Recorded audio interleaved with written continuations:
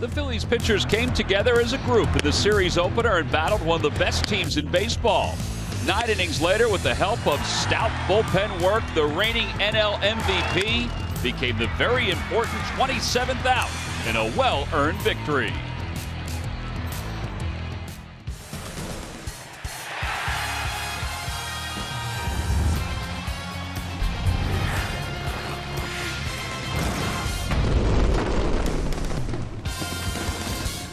Four games in, and this could be deemed an excellent road trip so far for the Phillies and their fans. They're 3-1 after winning 2 in Milwaukee and winning last night here in Washington, D.C. We get set for Game 2 between the Phils and the Nationals here at Nationals Park. Hi, everybody. I'm Tom McCarthy, joined by Ben Davis. Well, last night the Phillies got enough offense and some really good starting pitching, but the story became, as the game went on, the bullpen. You know, aside from the first 3 days against the Cincinnati Reds, the Phillies bullpen, even though the roles were not defined until maybe last week, Phillies bullpen has done a nice job. So many questions that needed to be answered. I think right now we're starting to see those answers. The bullpen really getting it done right now. And for me, it really comes down to walks. This bullpen, they're coming in games and they're not walking guys. That is key. It's always key. Genmar Gomez comes in, and who does he have to face? Bryce Harper. Mano y mano. Let's get it on. He had a couple pitches to hit, but what Genmar had last night was a very good late life sink on his fastball.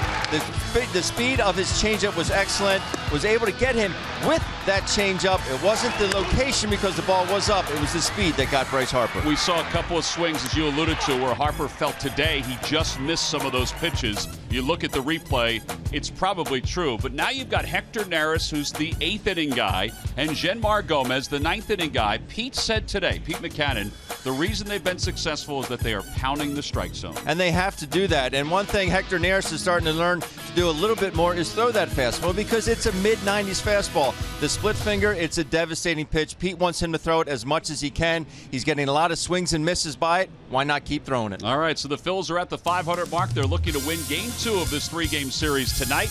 They'll give the baseball to Jeremy Hellickson. He's looking to bounce back from his last outing against the Nats. And Gio Gonzalez, who has pitched very well. Lineups and first pitch when we come back. Phillies baseball is brought to you by Xfinity. Xfinity X1 will change the way you experience TV. By Toyota. Toyota's hybrid fleet is nothing short of a home run. Visit your local Toyota dealer today. By Citizens Bank. The next time you have a question about money, don't keep it to yourself. Ask a citizen. By Coca-Cola, the official soft drink of the Phils. And by Independence Blue Cross. Live fearless. Learn more at IBX.com.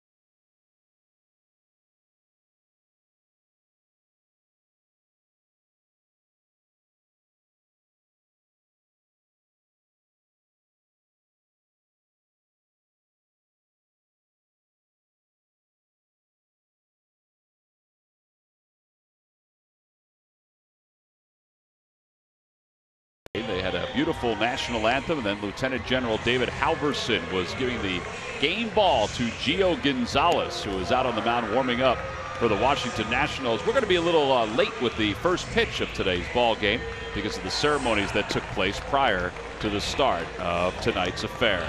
So Gio Gonzalez warming up out of the mound, getting set to face the Phils lineup, which includes Murph once again, and probably for the very foreseeable future, Odubel Herrera leading off. Yeah, you're right about that, Tom. Game number 6 that Odubel Herrera is the leadoff guy for Pete Maccannon's lineup, and it makes sense. You know, he waited a little bit for this season to get started. He had some other guys up there at the top of the lineup, Cesar Hernandez, Freddie Galvis, but because he's a guy, Odubel's a guy that can drive in runs. But if you take a look at the numbers, it appears that Pete has found his leadoff man, at least for the time being. The numbers just, they don't lie. He's batting at 68 at the top of that lineup. That is in the number 1 hole. The other guys struggled in that spot. So for right now, that job is Odubel Herrera's, and I would imagine he's going to keep that for quite some time. And with the pitcher batting in that 8th spot, he also has some guys on in front of him that he can knock in. So it's kind of the best of both worlds for Pete Maccannon. Well, and I know Pete wanted to eventually put him in the 2 or 3 hole and put Franco in the 3 or 4 hole. But it has turned out to be the most successful combination for the Phils offensively. So he'll lead things off. Gio Gonzalez, 3 starts in the books, 1-0 with a 1.42 ERA. And Ben, he's not walking anybody. He's not, and that's always been a knock on Gio. He's always had the stuff, able to get fastballs in on righties. He's very effective. He's been very deliberate out on the mound. We saw last night with Max Scherzer how slow he was when somebody got on base. Gio Gonzalez is even slower when guys get on base, as you see his scouting report. And the first pitch of the night to Odubel Herrera is a fastball in there. We're underway. The count is 0-1. He will sit right about 90 miles an hour, curve and change, but very good numbers against these Phillies. 8-5 with a 2.91 ERA. Now, speaking of good numbers, it's a good start for Odubel. His on-base percentage, .442. It's that one out toward left center field. On the run is Jason Worth into the alleyway, and he's got room, and I think he lost it at the last moment. Makes the catch, 1 away. Let's take a look at the rest of the Phillies lineup. It's brought to you by Xfinity. The new Xfinity X1 will change the way you experience TV. It'll be Galvis following Herrera, then Franco and Ruff. Carlos Ruiz catches, bats 5th. Cesar Hernandez will hit 6th. And then Goodell, Hellickson, and Peter Borges. Once again, the pitcher batting in the 8th spot. We'll talk about those numbers a little later on. The pitchers have just 1 hit, though, while batting 8th so far. Freddie Galvis, who did not play last night, takes low. It's 1-0. Galvis hitting .243, couple home runs, 7 runs batted in.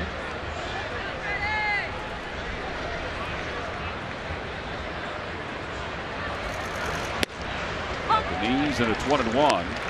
There's Andres Blanco. Pete Maccannon said today that he did give serious consideration of putting Blanco in the lineup in some way, shape, or form. In fact, he joked after the ball game last night that Larry Bowa whispered to him during the game. He said, "You think he could play left field?" But Andres is back to his role as being the primary bat off the bench for the Phils. He and Ryan Howard tonight. That one's back toward the middle. Flag down on 1 hop by Gonzalez. And the shot puts it over to first. 2 outs. All right, Ben, time now for our Nissan keys to the game. Well, Jeremy Hellickson needs to throw his fastball and throw it with conviction. Can't rely on his very good changeup and breaking ball to get back in counts. He needs to throw that fastball and locate it.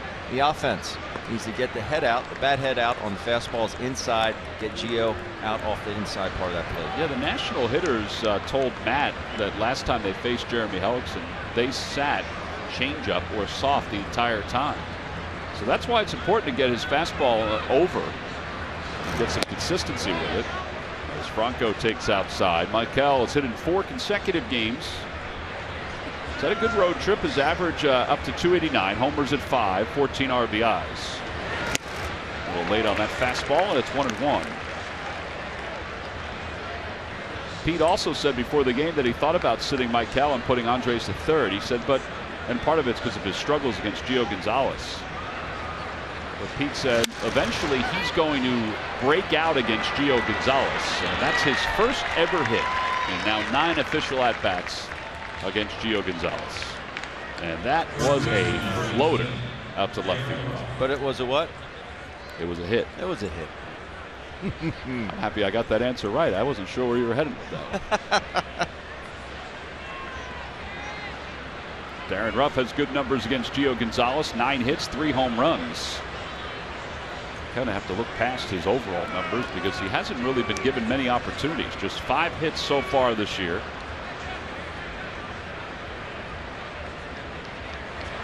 And that is by no means a knock at all. It's just the Phillies haven't faced many left-handed pitchers. This is the second time they're facing Gio Gonzalez this year. 1 ball, no strikes. The Lucky McDonald's Phillies home run jackpot contestant is Bob Ignis of Philadelphia. Phillies hit a home run in today's ball game, then Robert will win $100. Good luck, Robert.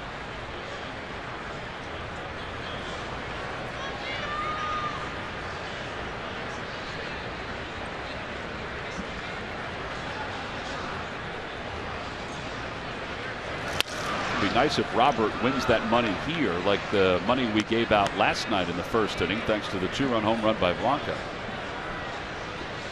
Phillies have only scored 5 first-inning runs this year. That's not a lot. No. And 2 of those came last night. That is hard to believe. That is really hard to believe.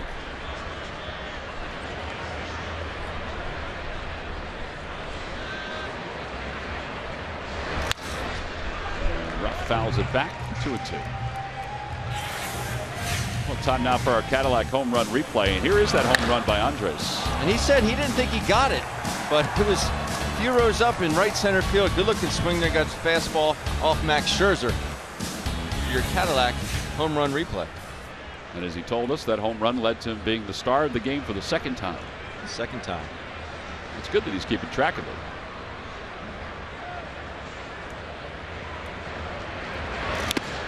A foul tip, and Lobaton hangs on, and the side is retired. First strikeout for Gio Gonzalez, no runs, 1 hit, and 1 man left over at first. Jeremy Hellickson goes to work when we return.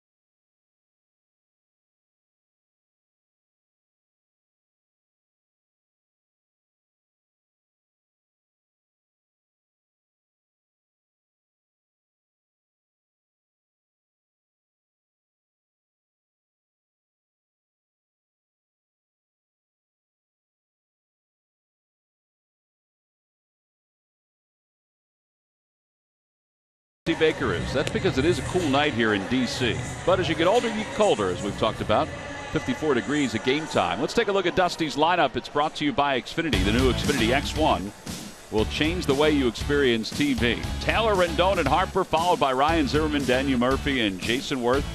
And the bottom third of shortstop Danny Espinosa, catcher Jose Lobaton, and Gio Gonzalez. And they'll face Phillies right-hander Jeremy Hellickson, who is 1-1 with an ERA of 5.21. He's only walked 3, but his last couple of outings have Well, they haven't been good for him. First pitch to Michael Taylor, who homered on the first pitch when the Nationals saw Hellickson. Scouting report will sit right about 89. Curve change cutter loves to get back in counts with the curveball and his changeup. It doesn't have very good numbers against these Nats. 0-2 with 8.78 ERA. One ball and one strike, a fastball on the outer edge. Taylor 2 for 4 in yesterday's game with a walk and a run scored. Played a good amount of games last year for the Nationals, but still has rookie status. Fouls it off to the right. So 3 straight fastballs, which at least to start is a different approach than what Hellickson had the last time he faced the Nationals. And, you know, honestly, he had to change it because they were on everything he threw. I wasn't working that game, but I was down there with my son and my brother, and it was just seemed like he just wasn't very competitive in the strike zone with that fastball. It was more of a show me pitch than anything. Outside, 2-2.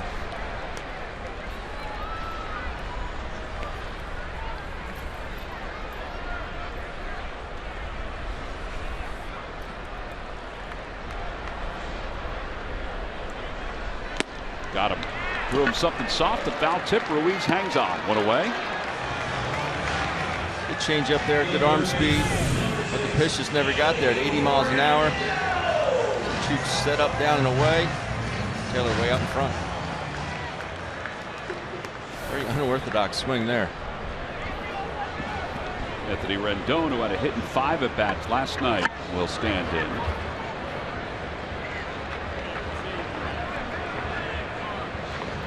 Rendon hitting .241, no home runs, an RBI.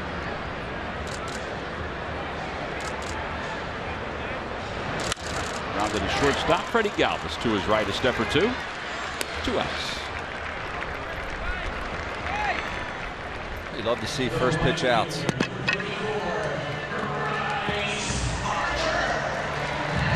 course, Rendon was the one who got that 2-out single in the 9th inning to bring Bryce Harper to the plate. Also on a first pitch fastball off Genmar Gomez.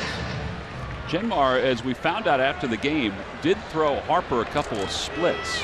Apparently he's added another pitch to his repertoire, and he started working on it in spring training. We thought they were changeups, but one was faster than the other. So he's got a split finger fastball added to his repertoire. Good time to throw it. Yeah. Good time to work on it. Fastball low to Harper, 1-0. There's Genmar. Strikeout in 1 inning of work, picked up his 5th save. He did have a ton of run on that fastball, though.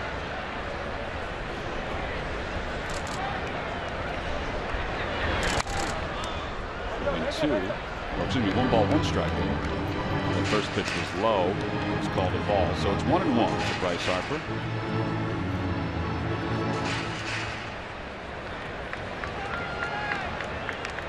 There's the overshift with Franco on the right side.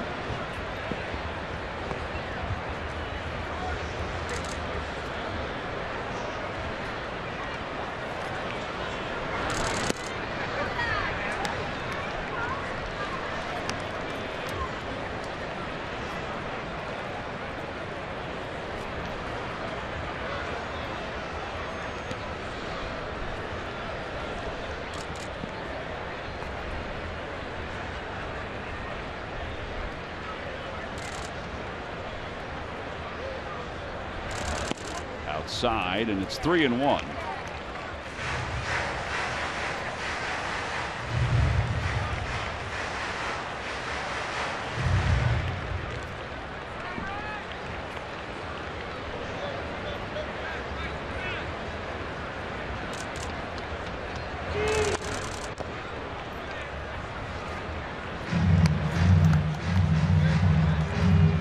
Change up there. Just creates so much torque. He takes a swing. Well, and they say that if you start low, you need to finish low. He does that to the extreme. He starts low, pulls back, and then stays low all the way through. Look at the bend in his knees, and then as the pitch comes in, he gets even just a little lower.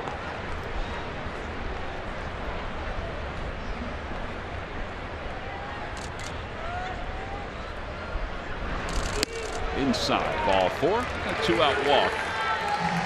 And that'll bring Ryan Zimmerman to the plate. Home plate umpire tonight is Will Little.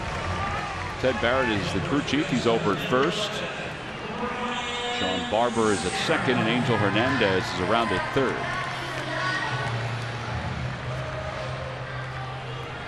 Dusty Baker was asked yesterday about his lineup and about Zimmerman batting in a cleanup. If he had any thought of moving Daniel Murphy up. And Dusty, like a lot of managers, and most will go this way, he likes the fact that there's a right, left sequence. There goes Harper. Pitch is taken for a strike. Throw to second base is not in time. 4th stolen base. Not much Ruiz could do there. Harper got an excellent jump, so he's in scoring position. You lose track of him over there and go with that high leg kick. Nothing Chooch could do.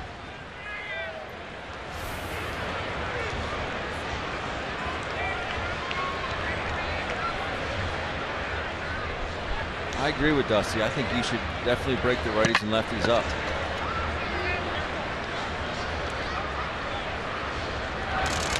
Swing and a miss, 0-2. Rendon's a righty, Harper's a lefty, Zimmerman's a righty, Murphy's a lefty, Worth is a righty, Espinosa's a switch hitter, Lobaton is a switch hitter. Now normally it'll be Ramos that will be ahead of Espinosa.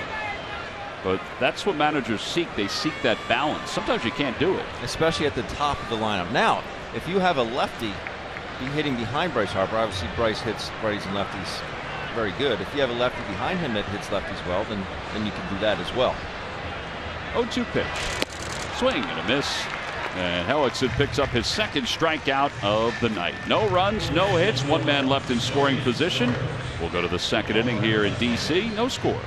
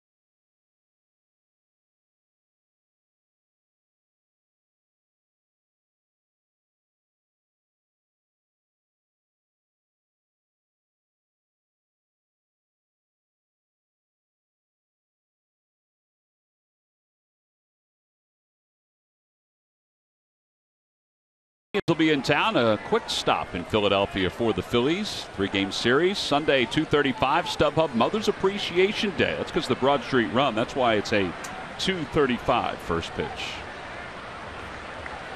You can always get your tickets anytime at Phillies.com.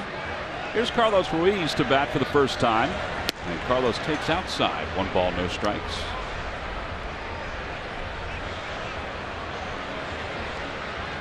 Carlos hitting .290 with 2 home runs, 4 runs batted in. 2-0. Ben, how much do you think he can sustain these numbers playing the way Pete is playing him right now? Obviously, Cameron is the starting catcher. Can Carlos maintain these numbers, you think, throughout the year? That's something he's going to have to do right there. Obviously, that's an out, but he's going to have to use the whole field, and that's something I think he has tightened up his swing. I don't see Chooks swinging as hard as he did last year, which is great. To answer your question, I don't think he can stay at 290, but I think it's definitely something he could stay maybe in the 250 to 265 range. And that is the plan for Pete. You know, Pete thinks that he can play him, you know, every couple of days. Yeah. And it will make him better, and it'll make Cameron better too. Cesar Hernandez has hit in 4 straight games. He had a good night last night. He was 3 for 4. All 3 hits were singles. Takes outside. The Phillies as a team, the last 6 games, they're averaging 9 hits. They have 18 extra base hits, and they've had 5 runs or more in 4 of the last 5 games. Well, that's a good sign offensively. So there's the first 15 games. They averaged 2.5 runs per game. The last 5 games averaging 5.8 runs per game. And that on-base percentage has a lot to do with Odubel Herrera. Yeah, it's surprising when you look at where they sit as far as walks go in Major League, in the National League. They're 15th. So they came into this series with 46 walks, but he had 17 of them. Cesar waves at the pitch, and it's 2 balls and 2 strikes. Looks like he's trying to rip open some hand warmers. These things come in directions. Over to shortstop. Denny Espinosa is up with it. And there are 2 outs. Tonight's game is also available in Spanish. Just use the SAP button on your television or change the language through the menu on your cable box. See.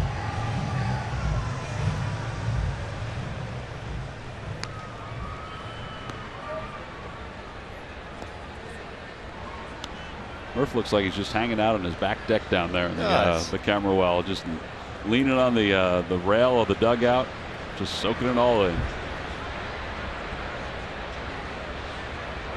Boys, best seat in the house. I think it would be even better if you propped that ladder up and sat on top of that ladder that's next to you. Some casual Wednesdays going down there. What would you like me to do? A 1 pitch to Goodell. That's low. 1 ball, 1 strike. Cool, calm, and collected Mr. Murphy is.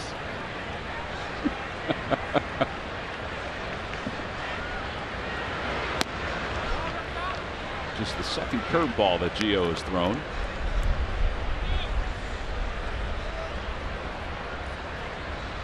Tyler had a 2-hit game against the Brewers the other day. So 2 for 5 on this road trip. Outside, 3-1. Gio thrown a lot of changeups thus far, and looks like he does have a good one.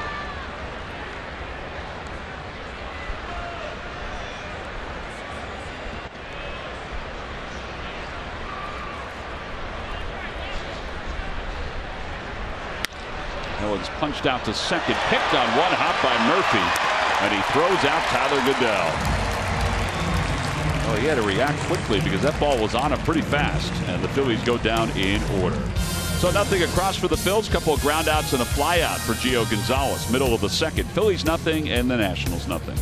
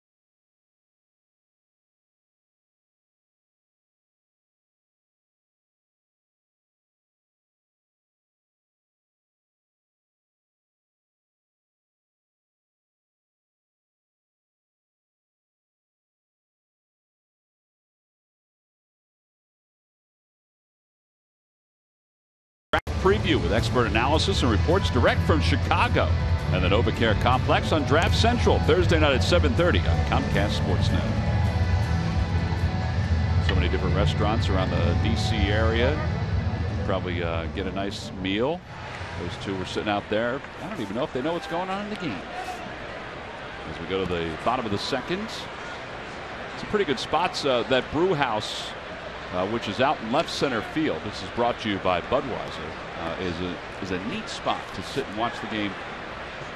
It's a smaller version of Harry the Caves from Citizens Bank Park.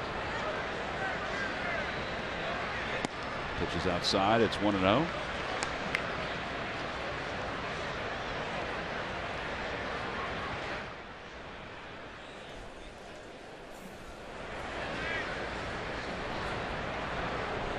To Murphy. 1 ball and 1 strike. He's reached base safely in 16 of 18 games. He has 10 multi-hit games.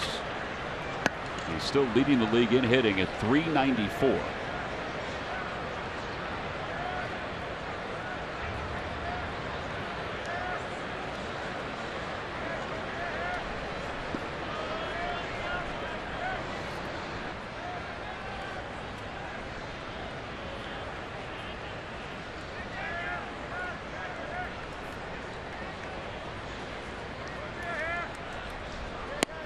Inside, 2-1.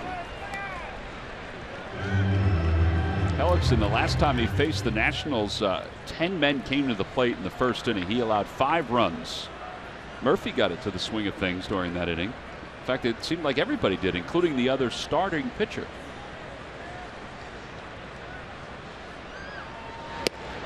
Three balls and 1 strike to Murphy.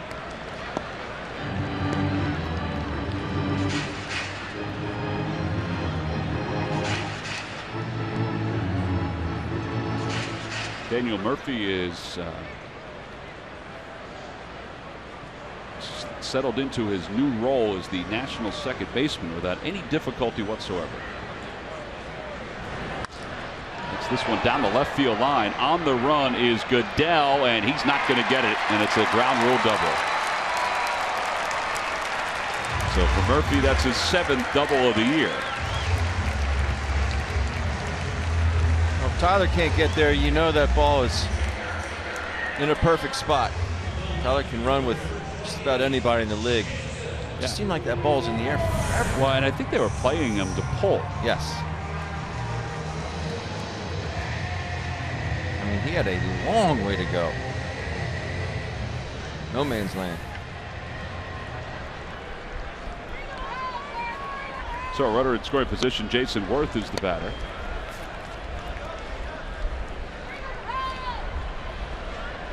Worth hitting .190 with 3 home runs and 8 runs batted in. 0 for 4 with a couple strikeouts in yesterday's game.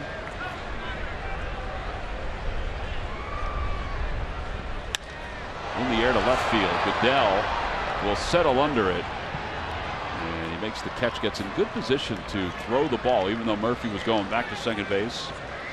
There was no chance for him to advance. Kind of surprising to see Jason Worth swing at the first pitch.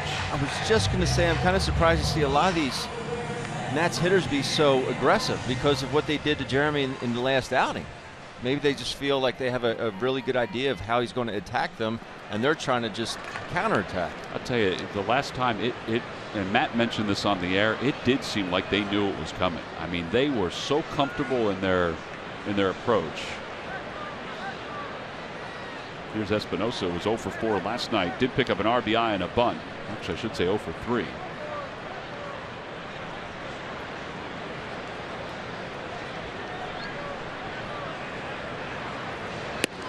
Low, starting him off with a changeup. 1 ball, no strikes.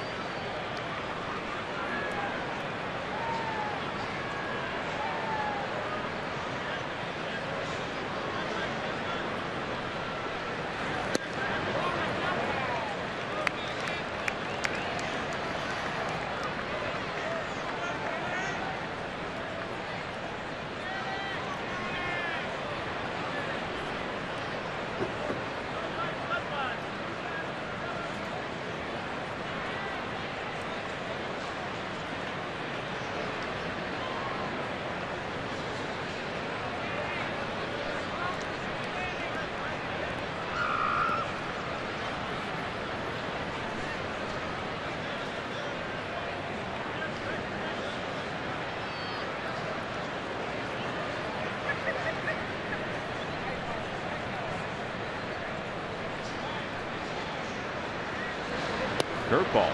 And it's 2 balls and 1 strike. Espinosa, that was a good pitch. Jeremy will pitch backwards most of the time, but he certainly is trying to establish that fastball here tonight.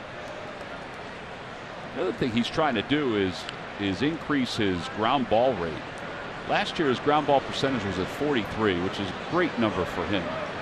This year, through his first few starts, his ground ball percentage is at 34. Now his strikeout rate is higher, which is kind of surprising. He's not a strikeout pitcher, but it is higher.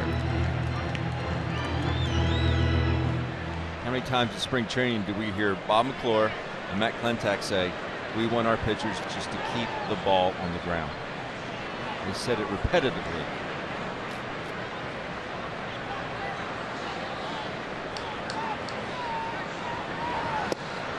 And there's ball 4. So Espinosa draws the second walk of the night.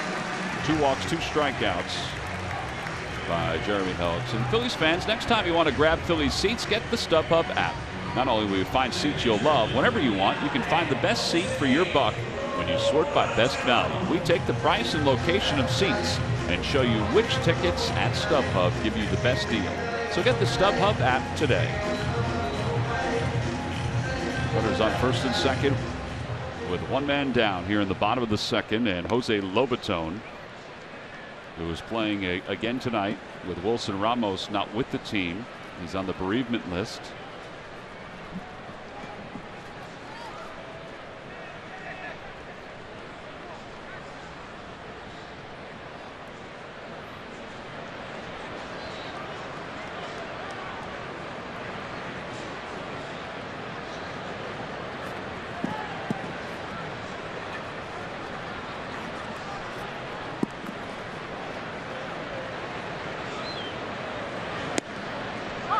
No balls and 1 strike to the switch hitting Lobaton.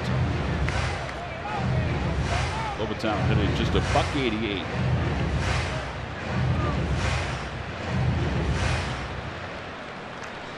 The bereavement list allows a player to spend anywhere between 3 and 7 days away from the team.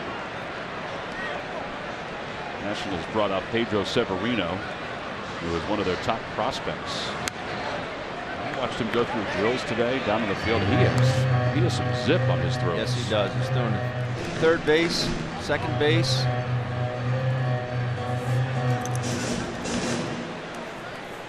Talk about ground balls. This is the guy you would want to roll one over for you.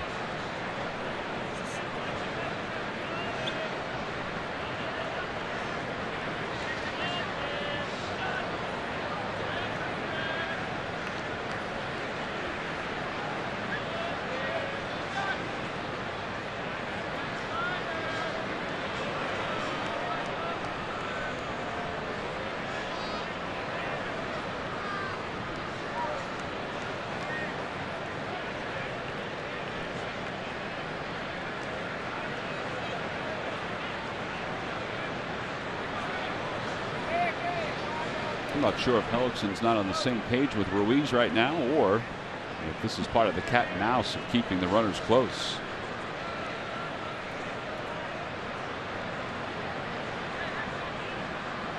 No balls, 2 strikes to Jose Lobaton.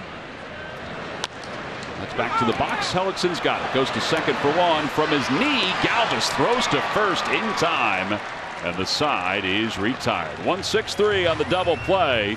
No runs, 1 hit, and 1 man left in scoring position. It wasn't hit all that hard, but once Galvis was able to burst out of the scene at second, he was able to easily turn it.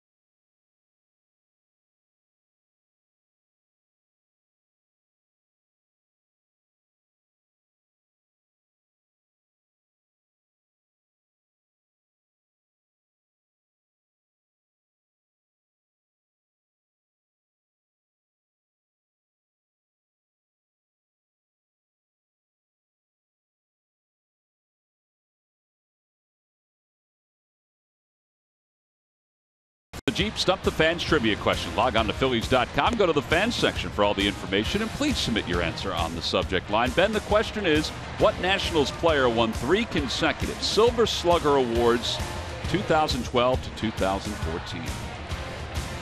We'll give that answer a little later on, I promise. Last night we had some technical difficulties, and we never gave the answer to the trivia question. So, Ben, we called our producer, Jeff Halleckman, our associate producer, John DeSangro, last night when we got back to the hotel. We tried to conference them in. That didn't really work, but so you wanted to give the answer. I did. Last night. So the question last night was, who was the last Phillies pitcher to strike out 10 Nationals in a game? And you originally were going to say Cole Hamels, which would have been a good guess, but incorrect. I would have gone with Jared Eichhoff. Jared Eichhoff is correct, back in September of last year, September 25th to be exact. So if you were playing last night, we'd like you to now log on to Phillies.com to find out if you're the winner of a Phillies prize pack today. And we'll try to figure out the conference calling on the cell phones a little later on. Hellickson chops one out towards shortstop. Up with it is Espinosa. One away.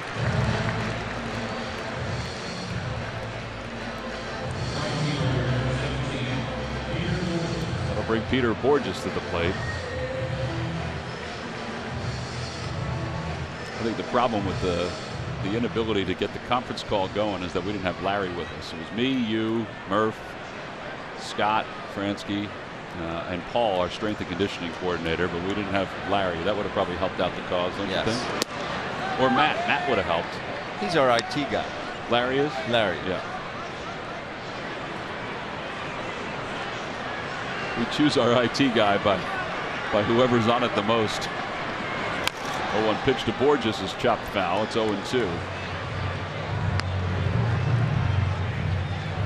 Poor printer back in the office and still hasn't recovered by the last day that Larry was trying to fix it. Just because you hit it repeatedly doesn't mean it's going to keep working. 1 ball and 2 strikes to Borges.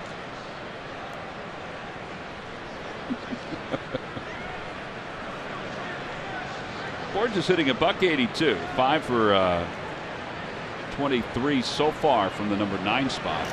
And he takes a breaking ball, and it's 2-2. In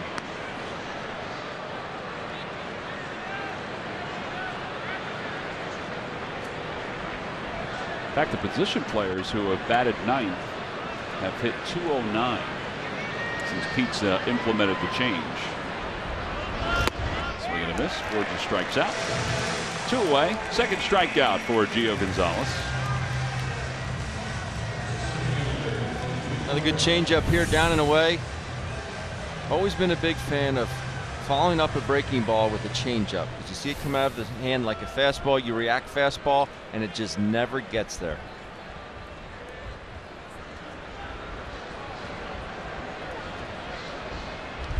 Odubel flat out to the track in left field. His first time up, he's 0 for 1. And paints the outside corner. No balls and 1 strike.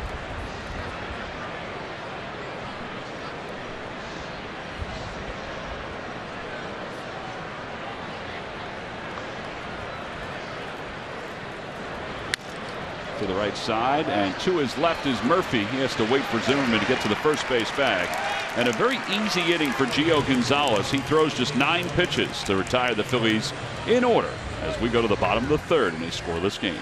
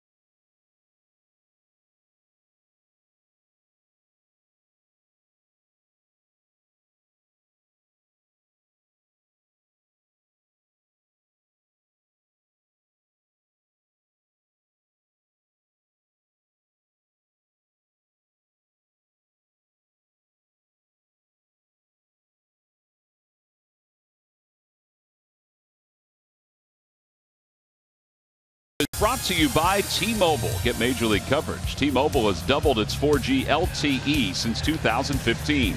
By Chevrolet, visit your local dealer at ChevyDealer.com. And by WB Mason. You can't go wrong when you buy right. Well, with Ben Davis and Greg Murphy, I'm Tom McCarthy, live from Nationals Park here in D.C. Jeremy Hellickson so far has allowed 1 hit and 2 walks through the first 2 innings of work. He'll face Gio Gonzalez in the top of the order. 9-1-2 for the Nationals. Nationals as a team have scored 22 runs in the 4 games they've played against the Phillies so far this year. They have 16 extra base hits and a .271 batting average. But with all that said, the Phillies have split the 4 games so far.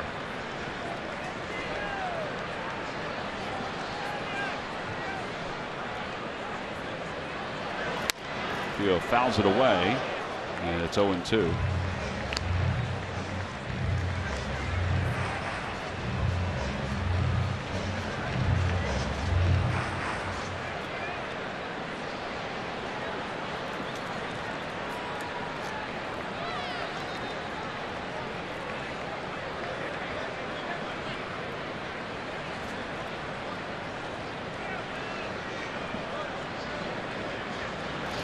He went after with a breaking pitch, and Gonzalez is struck out. 3 strikeouts for Jeremy Hellickson. 1 away. Michael Taylor's coming up. Well, Murph, today we found out the seriousness of Charlie Morton's hamstring injury, which he sustained the other day in Milwaukee.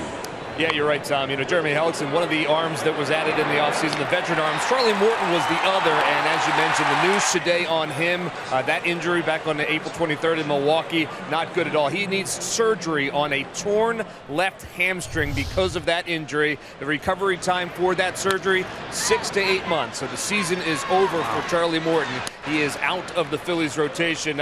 He was good for the Phillies. He had 4 starts, 1-1 in the ERA of 4.14, but really good stuff. 19 strikeouts in those 4 starts, and a really terrific guy inside that clubhouse. A lot of the young pitchers have told us time and time again how good of an influence he has been on them. So it is very disappointing. He's going to have that surgery on May the 2nd, and hopefully, you know, after the recovery, he's able to come back and find a spot to pitch again. But certainly not good news for Charlie Morton or for the Phillies. Yeah, in fact, Pete was talking about what Murph alluded to, how good he was in the clubhouse. And the other thing Pete said, he said they really felt like he was turning the corner again from a pitching standpoint, because he had incorporated his curveball a little bit more, plus his fastball, and we saw this. It was moving these first few starts.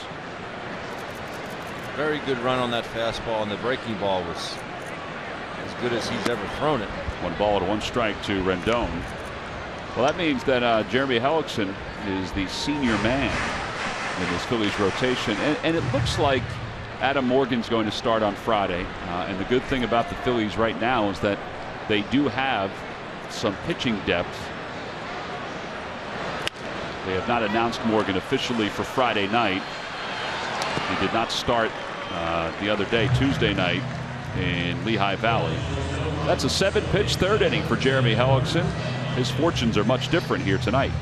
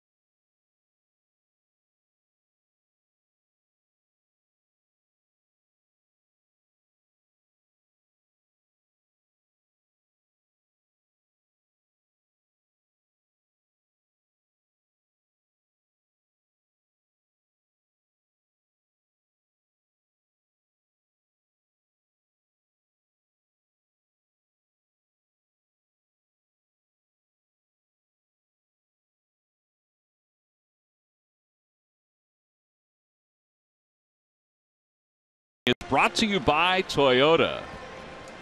Let's go places. Let's go Phils.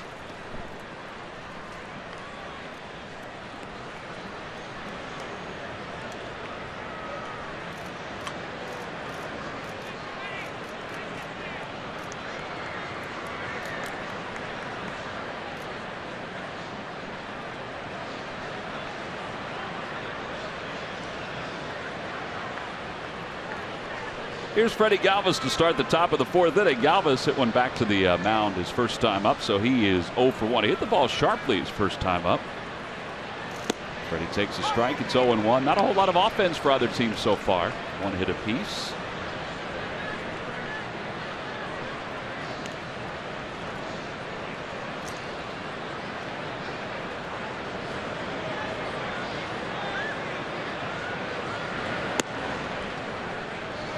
National starting staff is no longer the top staff in baseball.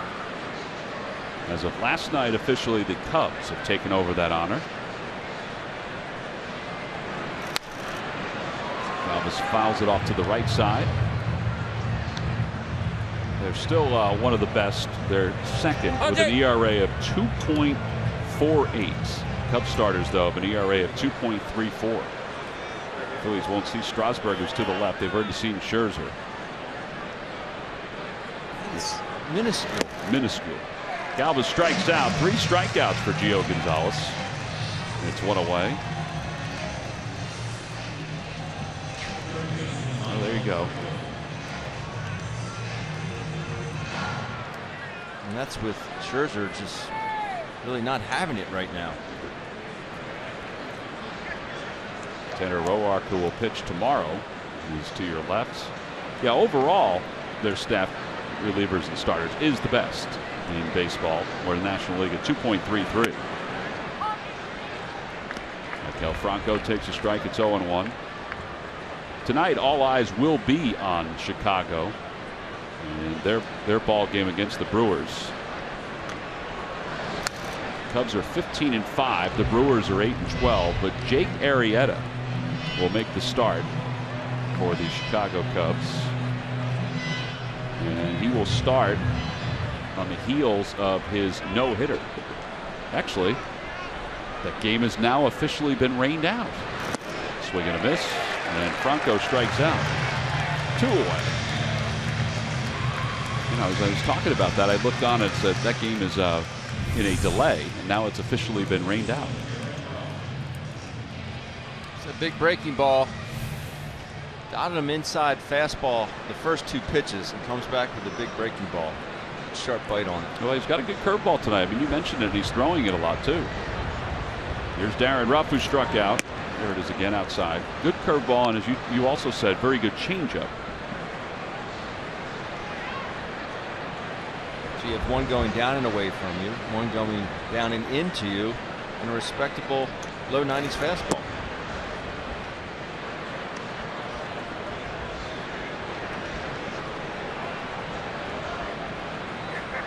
Darren Ruff struck out his first time up.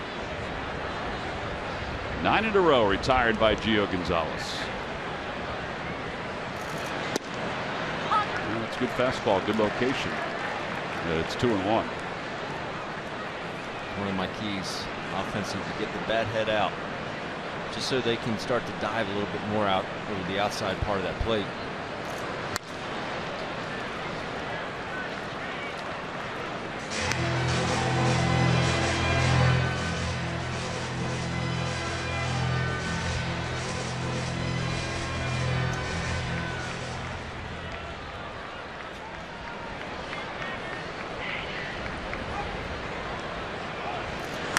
Back toward the middle, and a base hit for Darren Ruff, just past the glove of Gio Gonzalez. Second hit for the Phillies, so a 2-out single, and that'll bring Carlos Ruiz to the plate for the second time. Short swing, get him out of there, Darren.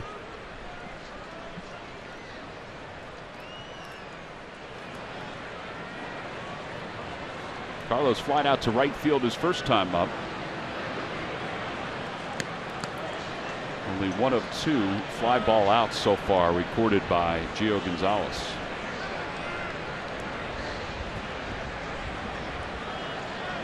Time is called because Ryan Zimmerman heard the whistle from the dugout, which signaled to him to play behind Darren Ruff.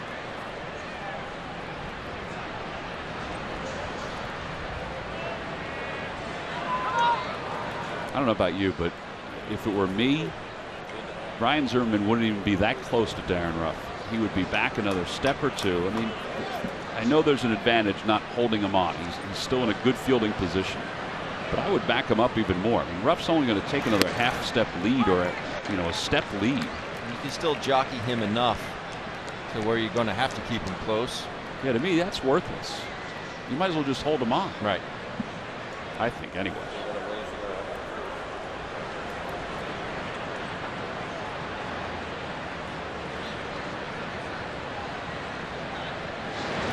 Breaking ball. 1 ball and 1 strike to Ruiz. That's a good take by Chooch. A tough pitch to lay off of.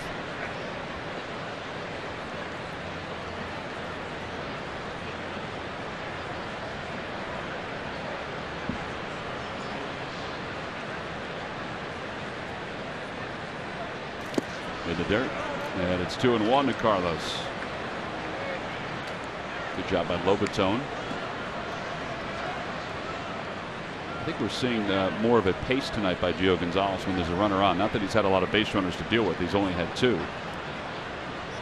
But he's not as deliberate as he was the last time the Phillies faced the Nationals.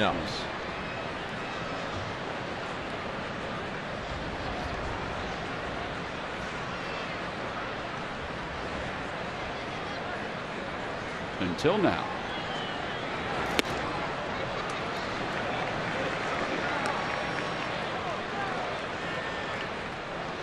Mind putting Darren in motion here. 3-1. Figure he's going to get a good pitch to hit. I think he's going to get something to hit, and if Chooch does get one and puts one in the gap, that's really the only chance Darren has to score if he's in motion. He does not go, and the pitch is whacked foul. So now he will be off and running with it 3-2 and 2 men down.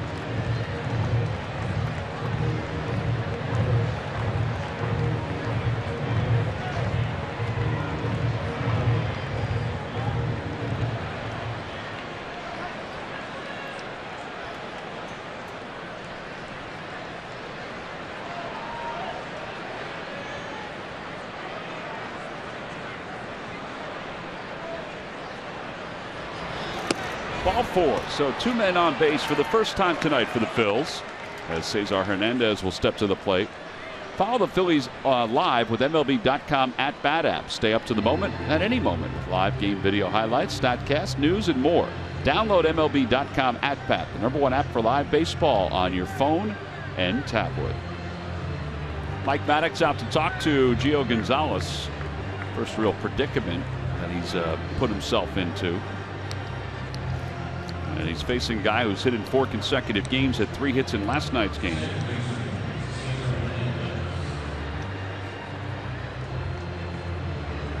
Not too many people run on the Nationals outfield. They only have 2 outfield assists. You know, the Nationals outfield has not committed an error this year. I mean, I know we're only a month into the season, but they have a perfect fielding percentage out in the outfield. Harper's got the best arm of the 3. Is it about 1,000? Just about. Curveball. Ooh, tough pitch. That's a pitcher's pitch right there, and it's 0-1.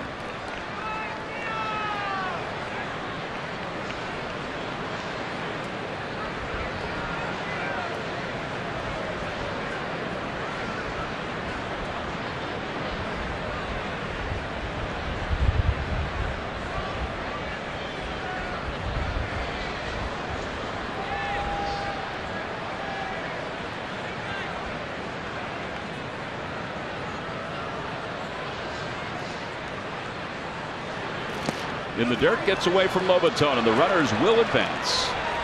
A wild pitch puts runners on second and third with 2 men down. Well, base hit will score 1. It might score 2. Let's see if Hernandez can put it in play. Lobatone just late getting to the baseball. You can anticipate that breaking ball being in the dirt. You got to slide and anticipate it. He just seemed like he was lazy and late getting there.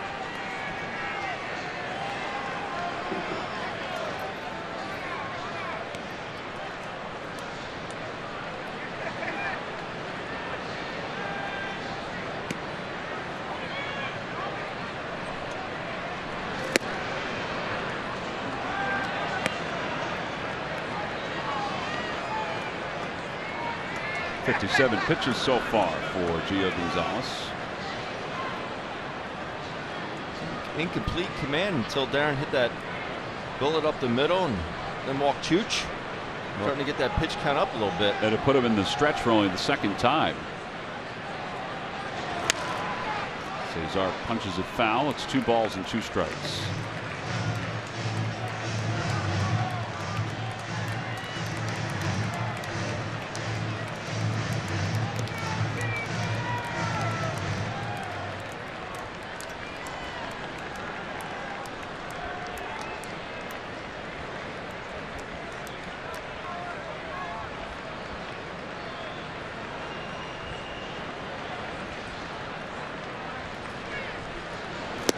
Three and 2.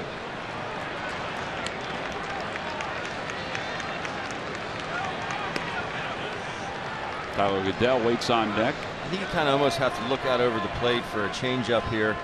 If he does try and challenge you in with a fastball, do whatever you can to get a bat on it and fight it off.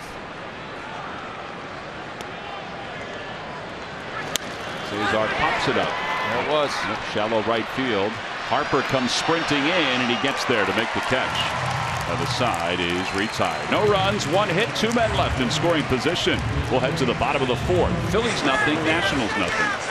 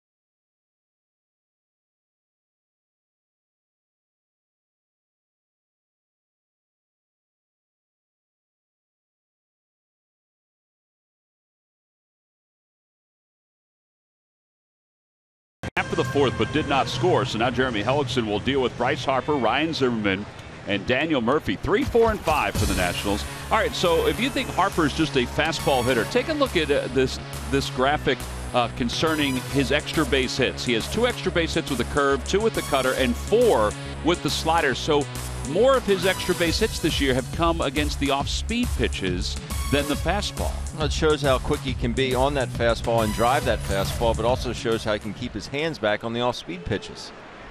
Jeremy Hellickson will start him off with a breaking ball, and it's 0-1. You know, Matt mentioned this the last time the Phillies faced the Nationals, how he thought Harper was sitting off-speed, and just as the Nationals were against Hellickson. So it got us thinking just to kind of track it a little bit. I guess what it does tell you, though, is that he's seeing everything right now. He's not just seeing the fastball. So he's able to dial in on all of these pitches.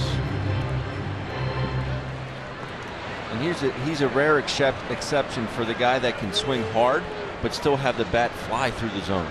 It's hard, but it's still quick. Fastball. I think he surprised him. 1-2.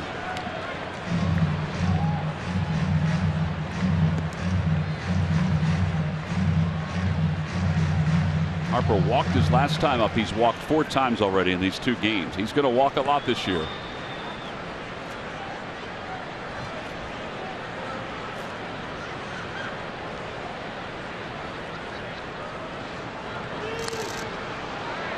fastball got a piece of the home plate umpire Will Little. It was a good pitch from Hellickson.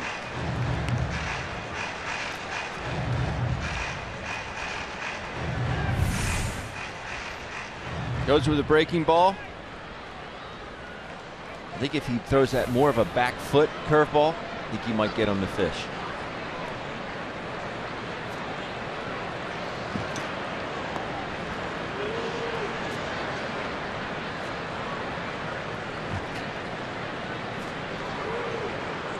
He's the reigning National League MVP, and he's the foundation piece of this franchise. They want to get as up close as they can.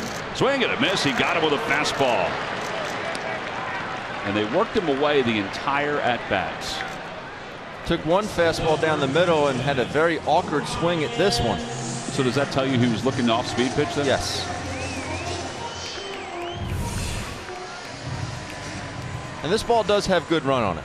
I'm not taking that away from Jeremy Hellickson, but very protective swing there, looking like he's just trying to foul it off to see another pitch.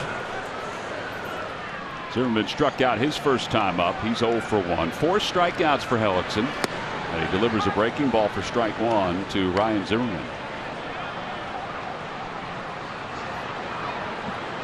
Zimmerman's average at 246. The home runs, 7 runs batted in.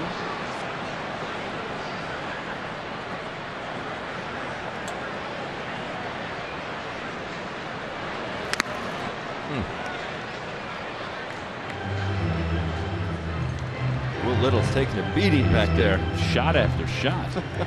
Up, down, all around.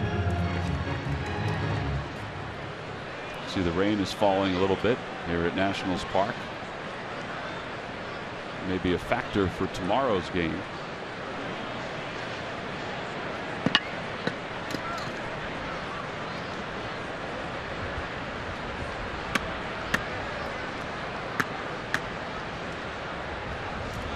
Swing and a miss. He got him with a changeup. 5 strikeouts. And he's got back-to-back strikeouts here in the 4th.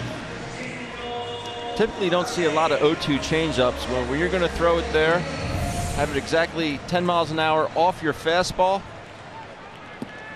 It's just an excellent spot. Maybe caught a little bit more of the inside corner than he wanted, but the speed is what got Zimmerman. Boy, did it drop too. So now Murphy, who doubled the opposite way. It's the only hit tonight for the Nationals. On the inside corner with a cutter, and it's 0-1. He has thrown a first pitch strike to the last 7 batters that he has faced.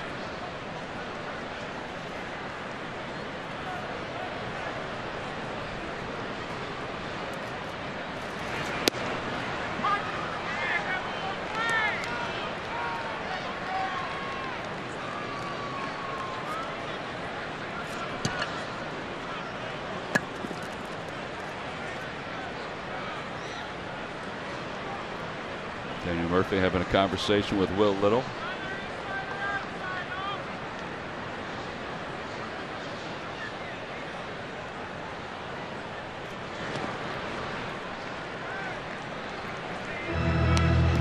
Toyota Major League scoreboard. Mets lead the Reds 2-1. That game's in the top of the 3rd. Neil Walker has an RBI single. Matt Harvey's on the mound in that ball game for the Mets. Mets have won 5 straight games, so they're sitting 2 games behind the Nationals in the East.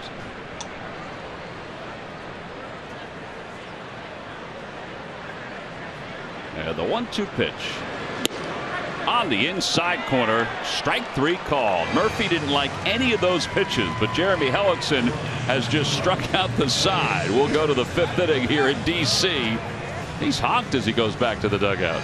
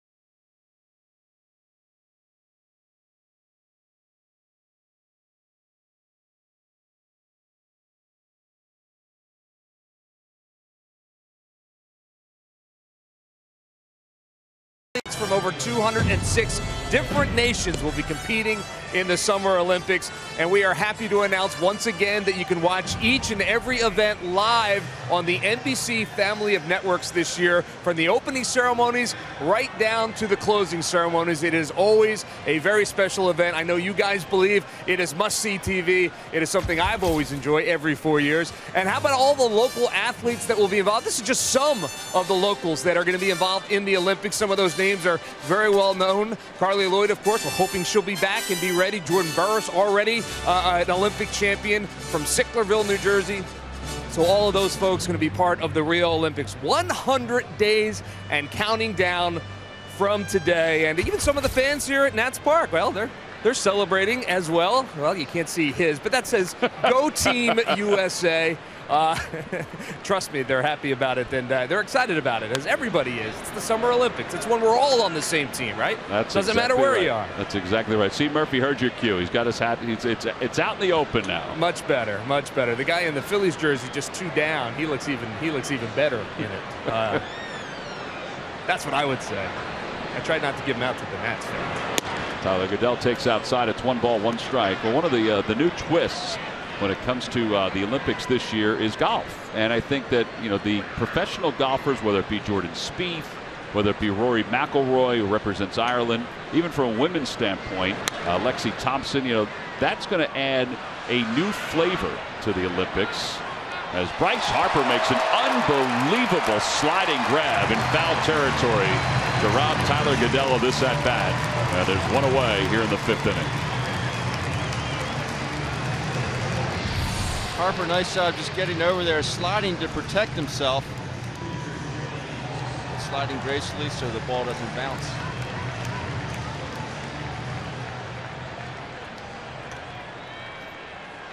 Plus, he's got the Bassmaster 2000 on him. It's a big glove. It's huge.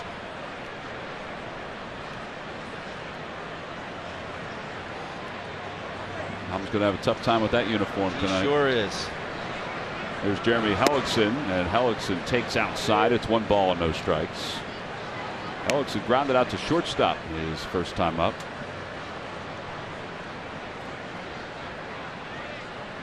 Moms across the country are looking at that uniform saying, thank goodness I don't have to clean it. I remember coming home and your mother would say, how did you get that filthy? And I find myself saying that to my kids now that I'm a parent. Well, you were a catcher, so that's why you were that dirty. Yeah, but I walked into that. I was walking back up to the booth here and walking down from the dugout. And I heard someone hitting. I'm like, Hendu must be down there with someone there. No, Jeremy was in there hitting off the tee by himself. Trying to get himself ready. Never seen that before. He's a 400 hitter coming into this ball game, Ben. Trying to help himself. 2 for 6 now on the season.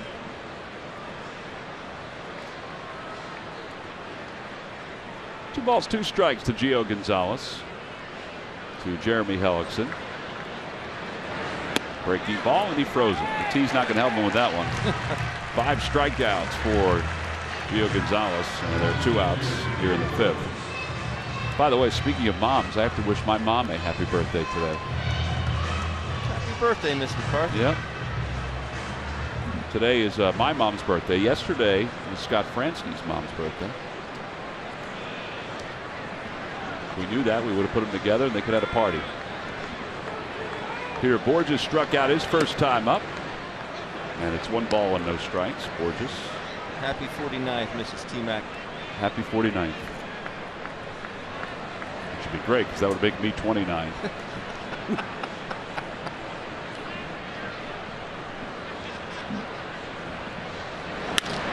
Hot shot to shortstop on 1 hop to Danny Espinosa.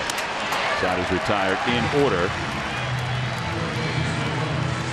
So we'll go to the bottom of the 5th inning. August 5th to the 21st, the entire family of networks for NBC.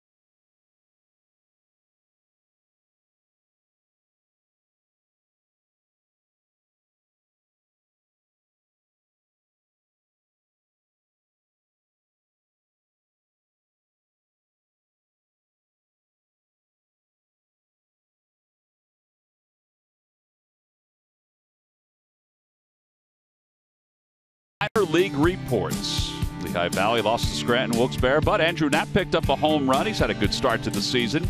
Yesmiel Valentin, 3 hits for the Reading Titans and a loss to the Akron Arrows. Scott Kingery for Clearwater picked up a couple hits, including a double and a run scored. And Jose Pujols, 2 for 4 with 2 runs scored for the Lakewood Blue Claws. Bottom of the 5th inning, Jeremy Hellickson, who just struck out the side in the home 4th inning, will face Jason Worth, Danny Espinosa, and Jose Lobaton. Jason fly to left. He swung at the first pitch in his first at bat.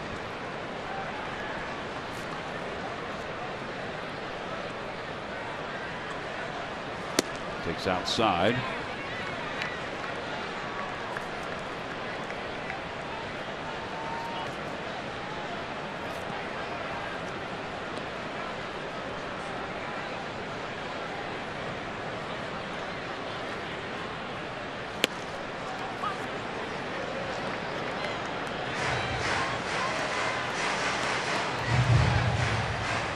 Nats hitters almost looking like they're just not ready for the fastball. They're kind of flinching on it. It's getting on them very quickly. You know, it's only 89, 90 miles an hour.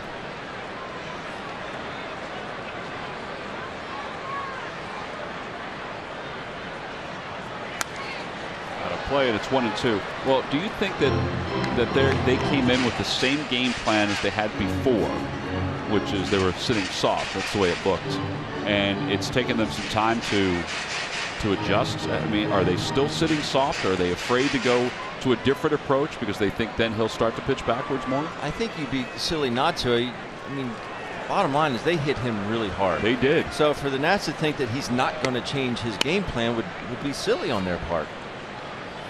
I would agree with that. 1 ball and 2 strikes to Worth. Got him down to a knee.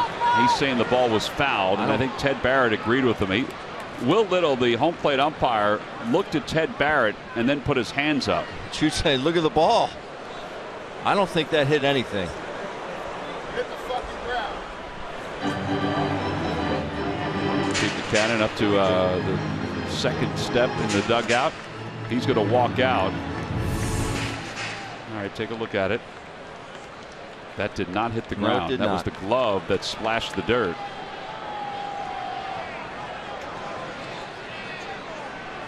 Jason Worth immediately pointed. I don't know if Will Little, looking over at the first base umpire, if that changed his thought process, because he was not going to call it that way. I'll watch it again. He did foul it. He definitely fouled it, but it went into the glove of Ruiz.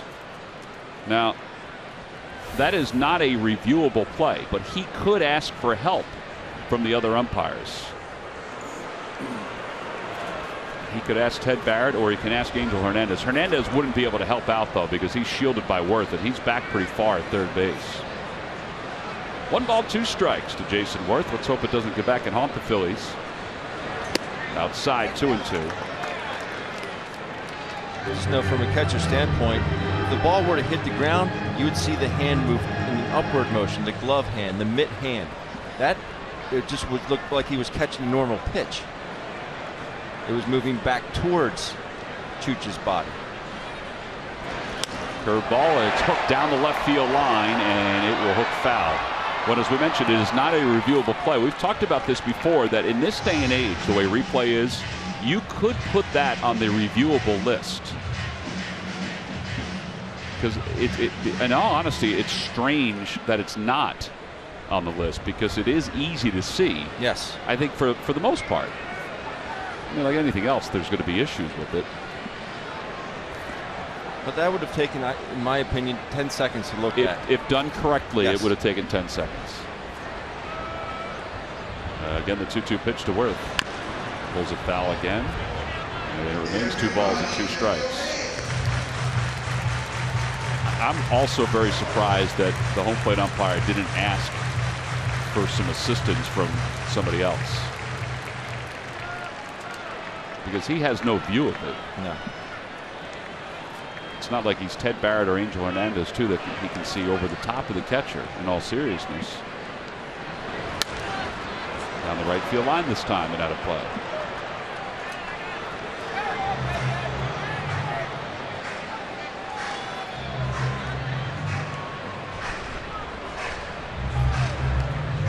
Ted Barrett down at first base. Had to be able to see it. Yes, no? I don't know. That's a long way. I mean, he's about 90 feet. He's about 110 feet away. Ninth pitch of this at bat coming, and he got him. This time, Ruiz hangs on cleanly. What are the odds of that has to be the get? 7 strikeouts. Well, the President's race took place about an inning or so ago, and this looked like it was wire to wire. George Washington and Thomas Jefferson were holding off Abe Lincoln, and the nation's #1 first president, George Washington, was able to cruise to a victory. Yep, cricket, something to smile about. Let's George break it down. Yep.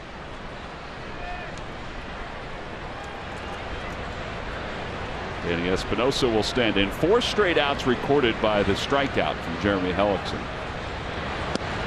Down and away, and it's 1 ball and no strikes.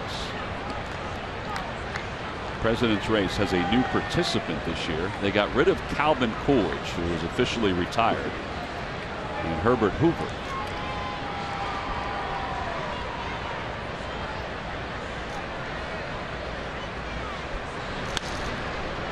Out of play. 1 ball, 1 strike.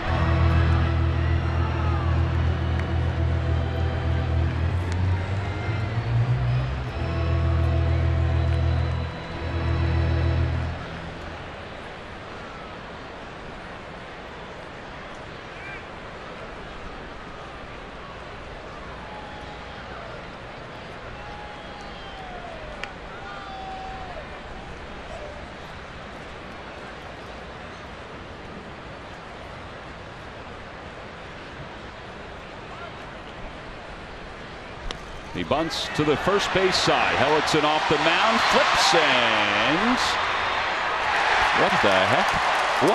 What just happened? Ted Barrett thought that ball went over the head of Darren Ruff. He caught it. I don't know if Ted Barrett saw whether he was safe or out or not.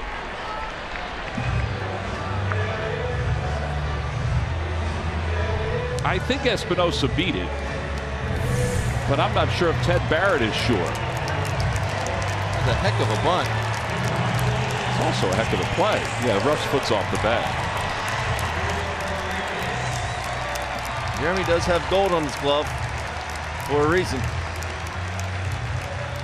I believe he is safe.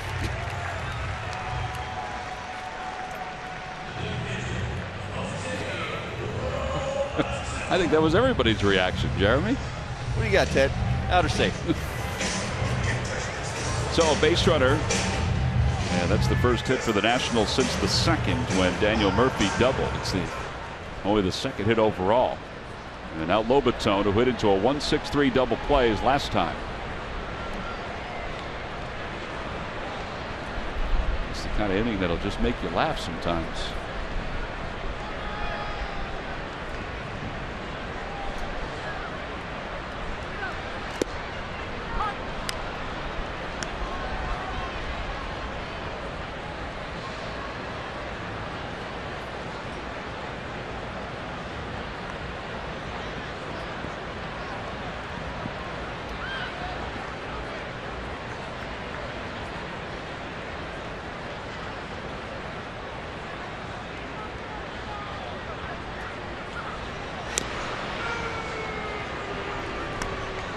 Second time this series that Espinosa's bunted. I'll tell you how much he has struggled recently.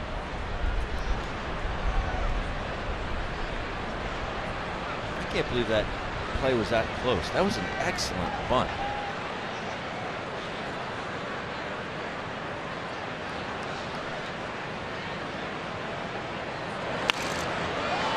No balls and 2 strikes to Lobaton. Jeremy is a guy that has very good balance out on the mound, so when he completes a pitch, he's in good fielding position. That's why he has a Gold Glove under his belt. Well, and we've talked about this. It is an incredible honor to win a Gold Glove for any position player, but for him to do it as a rookie, to do it in his rookie season. Some guys, yeah, like a lefty, most of the time will fall off towards the third base side, or righty fall off to the first base side. Not Jeremy. With a toss over, and Espinosa's back easily.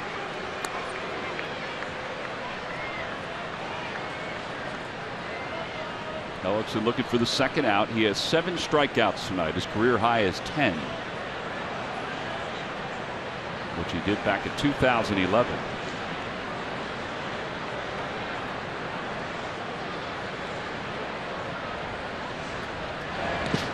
Lobatone checks his swing.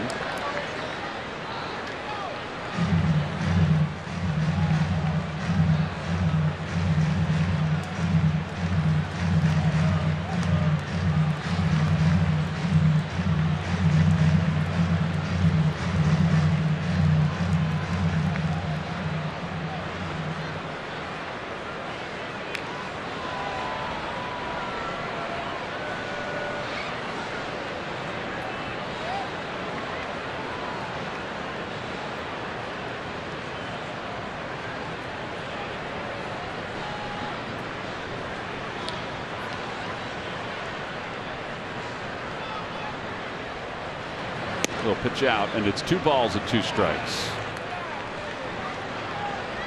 Espinosa's looking over to Davey Lopes. Talked to Davey for a little while today. He's enjoying his time down here in D.C. Said he could have stayed with the Dodgers and not on the field, though. He said it was important for him to get back on the field. So that's where he's his happiest.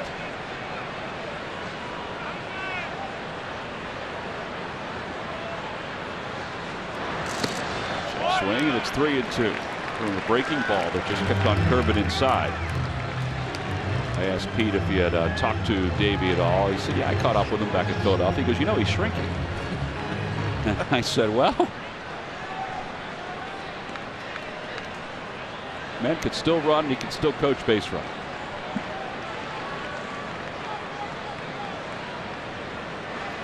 Three and 2 to Lobatone.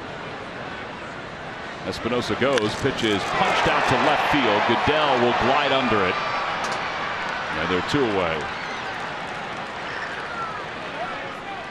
MLB Play Ball Day, proudly supported by Chevrolet, will be Sunday, May 15th, when the Phillies take on the Cincinnati Reds. You get a bat and ball set free for fans 14 and under. And also after the game, Nemours Kids Run the Bases. Tickets can be purchased anytime by going to Phillies.com.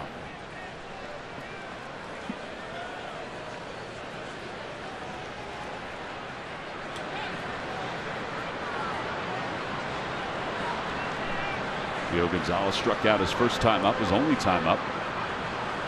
And he hits that one out towards short on one hop to Freddie Galvis, and the side is retired. No runs, no hit. It was, or excuse me, no runs, 1 hit. A bunt single by Danny Espinosa. 1 man left. We have played 5 here at DC. Still nothing for either team.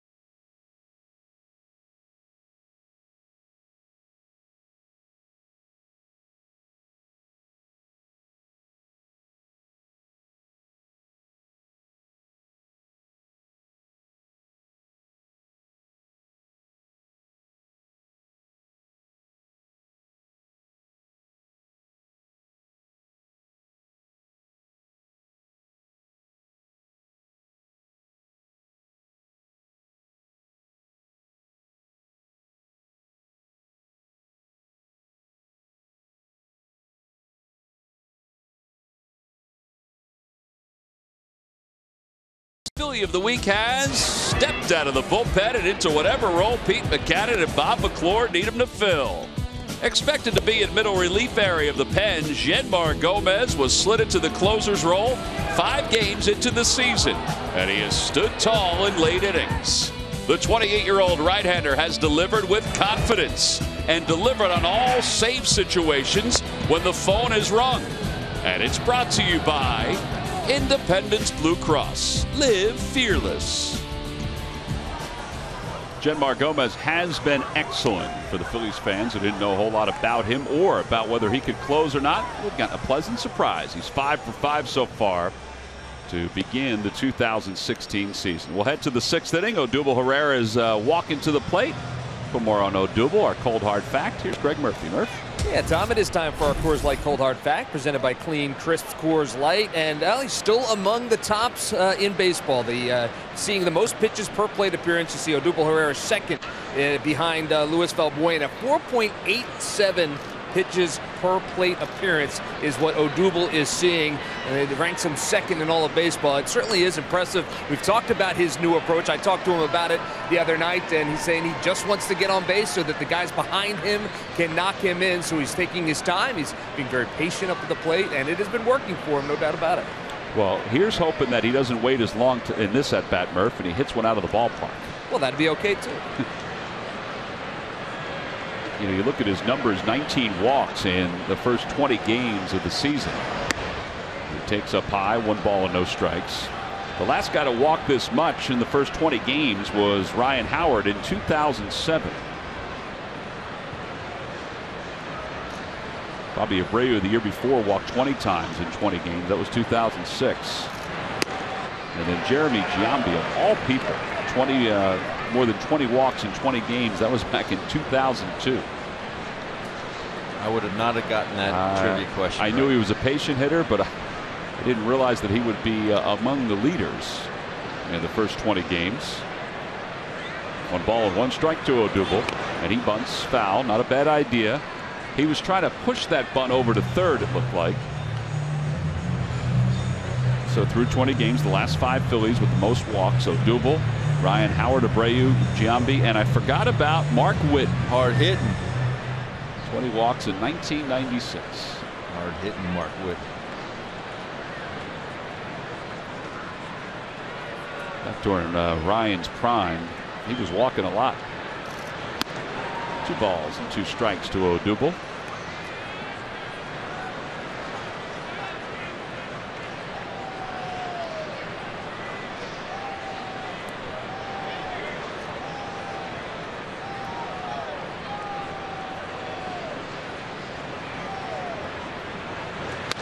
Back toward the middle and into center field. So Herrera's aboard.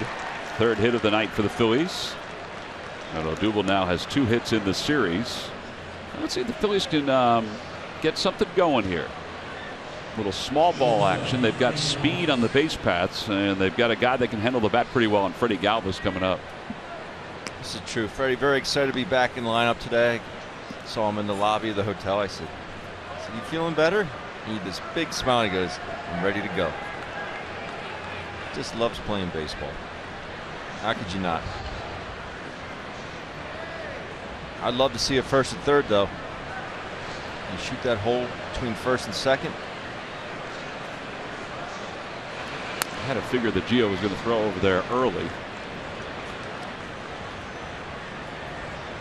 Let's see if Freddie would tip his hand if he was going to bunt. Get it again.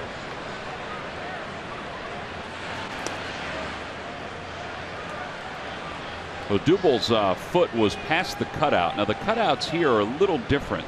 They're a little shorter than, let's say, Citizens Bank Park. So it may look like he's got an even bigger lead, but it's not the case. He's right at the edge of that cutout. Freddie bunts it toward the right side. This is a good bunt. Gonzalez has it, and he throws it in time to get Freddie Galvis. That'll go down as a sacrifice. And there's 1 away. It was a nice job by Gio Gonzalez, the way he fielded that one and spun and was able to get the throw over there in time. I'm thinking in my head, Freddie, get back on this side of that cutout of that grass. You don't want to get caught for interference if Gio does throw it off your back. See him running there. And it's tougher for a right-hander because you're coming out of the box. You're going to be up into that grass. But Gio gets to it. Flips it to Zimmerman at first base. Good job of deadening that ball. That was a good play by Gio. Mike Franco's the batter. And a pickoff play is on, and Odubel is back. Now, Ben, you brought up a good point about that play. You were saying, Freddie, get back into the baseline because you didn't want Gio to hit him in the back. Correct. That's the only way it would be interference. If Gio had thrown it over the head of Zimmerman and Freddie Galvis down the right field line, it would not have been interference. Now that goes against any of the common sense thought that we've had over the years. But we saw it earlier this season in a Yankee-Astro game. Carlos Correa. Right, where the rule was explained after the game by the umpire to Joe Girardi, who did not agree with it, that it would have been better off if Betances had thrown the ball off the back of Correa instead of thrown it over the head of the first baseman and down the right field line. It's easier said than done. If you're a pitcher, that's not the first thing that comes to your mind is, let me just drill this guy in the back. Here's the 0-1 pitch. Nope, he'll have to wait. I had always thought, and I think we've had this before, that if he's running on the grass, and let's say the throw was an errant throw, that he could be called out.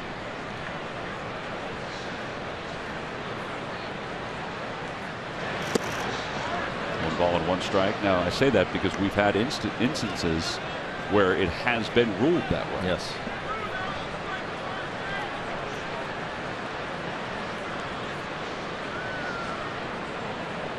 Michael had the go-ahead RBI last night for the Phils that gave them a 4-3 lead, and that was in the 7th inning. Here in the 6th inning, he's got a chance to score, driving the game's first run.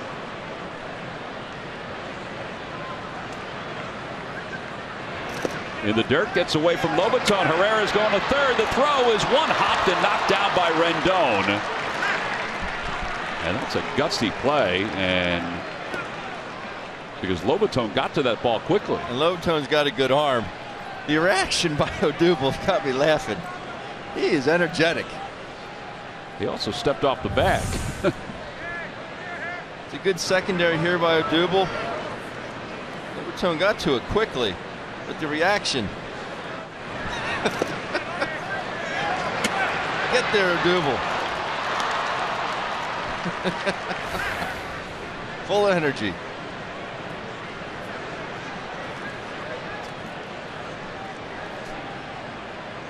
2 balls, 1 strike to Maikel Franco. The infield is in with a runner at third. Inside, 3-1. Gio thought that was right on the inside part of the plate.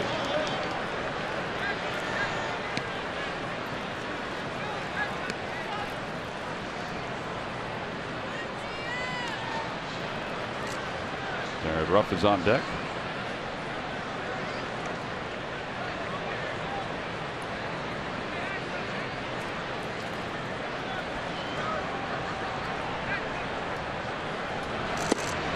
Ball 4. It was the same pitch, and again he thought it was in there for a strike. So runners on first and third. Darren Ruff is coming up. A scoreless game here in the top half of the 6th inning.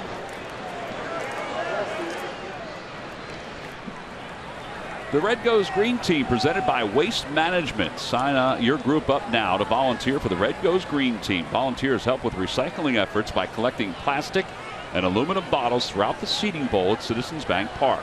To register, go to Phillies.com/red goes green. Odubel Herrera is over at third base. Maikel Franco's at first. Darren Ruff, who singled his last time up, will be the batter. Same setup this time defensively for the Nationals with Ruff up. And Darren cracks it foul into the Phillies dugout.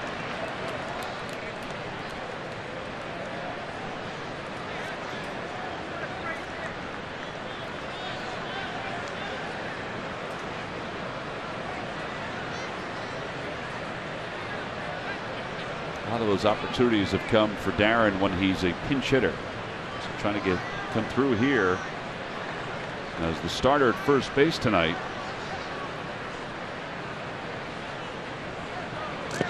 In the dirt again. Lobaton is able to smother it on a hop, and it's 1 ball and 1 strike. That was a good play there. Even if the ball kicked away far enough for Maikel to get to second base, it eliminates the double play. See him set up away. Boy, he's fortunate he was able to block that ball.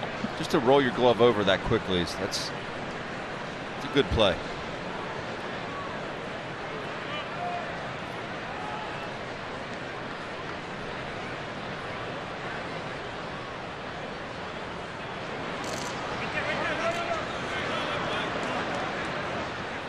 Two balls and one strike.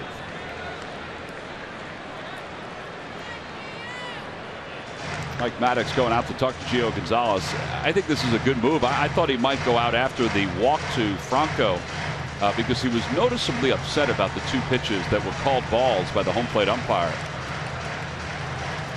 You kind of pick and choose your spots. Mike Maddox is a veteran pitching coach, but even guys with a lot of seniority like Gio Gonzalez, sometimes you have to give him a beat. He's not going out there to be a pitching coach right now. He's going out there to be a therapist. It's all right. You're throwing the ball well. You still have good stuff. Make a good quality pitch down here. We'll get a double play. We'll get out of here. Think I ever heard that before? Anybody ever say anything funny? No, not really. It depends. Veteran guy, depends on the ball game, but it's 0-0 game. Which is where we are with runners on first and third here in the top of the sixth inning. Bill's trying to strike first. Fly ball left center field. That's pretty well hit. It's deep enough to score Herrera. Taylor will settle under it. Franco's tagging from first. He'll just draw the throw, and it was a good one by Taylor. Herrera will score. The Phillies take a 1-0 lead. A sac fly by Darren Ruff. Well, that is certainly the way to do it. Oh, wait, Darren. Stay in the middle of the field. Get something up that you can drive, not beat into the ground. So the Phils do strike first here in the sixth inning. It's a changeup. A little bit off the end. Otherwise, I think you're looking at a 3-0 lead for the boys in gray. But it's still an excellent job by Darren Ruff. So now Carlos, who walked his last time up, he's also flied out today. And he pulls that one to shortstop. And Espinosa from a knee throws it to Murphy. Side is retired. 6-4 on the put up. Phillies do score a run. One base hit. They leave one. Middle of the sixth. Goes up 1-0 over the Nats.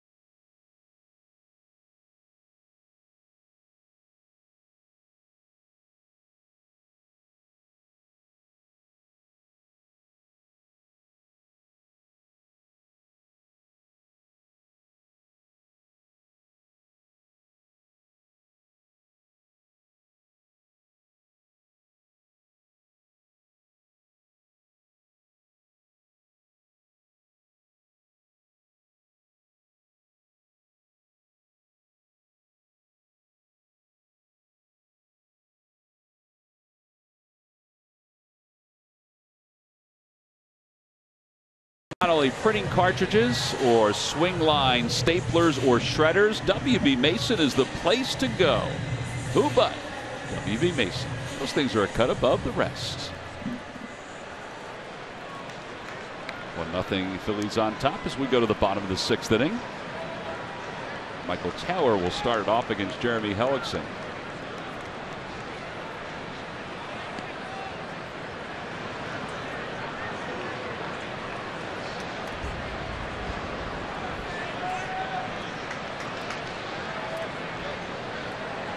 Taylor struck out. He's also grounded out to third. Breaks his bat, pops it up, and Cesar Hernandez makes the grab. You know, this game is a game of adjustments, and for a pitcher to sit and wait for as long as, let's say, Jeremy Hellickson had to sit and wait between starts, it's difficult. I mean, you run so many things through your head. He's made 1 million starts during his career, so he's used to it. But the adjustment to the game plan that he and Bob and Pete have made, and Carlos Ruiz, from last start to this one, it's fantastic. Fastball command. Fastball command. Yeah, I mean, it's okay that he starts off, let's say, Rendon there with a changeup, because he's had 3 at-bats, so he's probably pitching it a little differently than earlier. But fastball command was the key the first couple of times through the order. That's why it was a key in my keys of the game. It's still the best pitch in baseball is a located fastball. And he's doing that this evening. All you can do, I know it's easier said than done, but put that start out of your mind, knowing you have to go attack the same lineup that you just faced in Philadelphia. You get your work in, you throw your bullpens, you get your conditioning in. You just get yourself ready to go. But that is that pitch selection, 60% fastballs. I did not see that coming at all. I was hoping that I'd see it. I didn't think I would.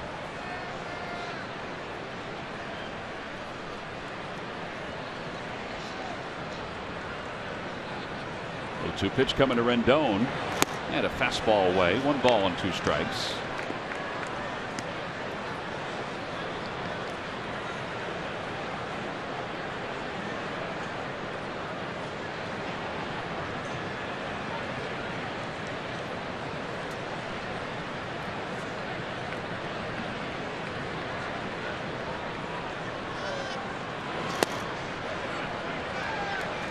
Just overthrew that one. Tried to force it in there and just yanked it.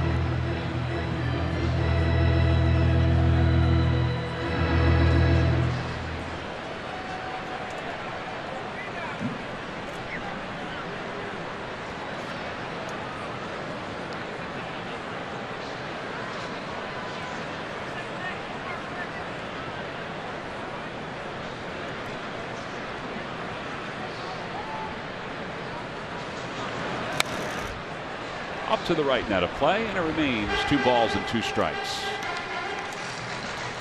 7 strikeouts tonight for Jeremy Hellickson. 2 outs that have been in the air to the outfield, both to Tyler Goodell.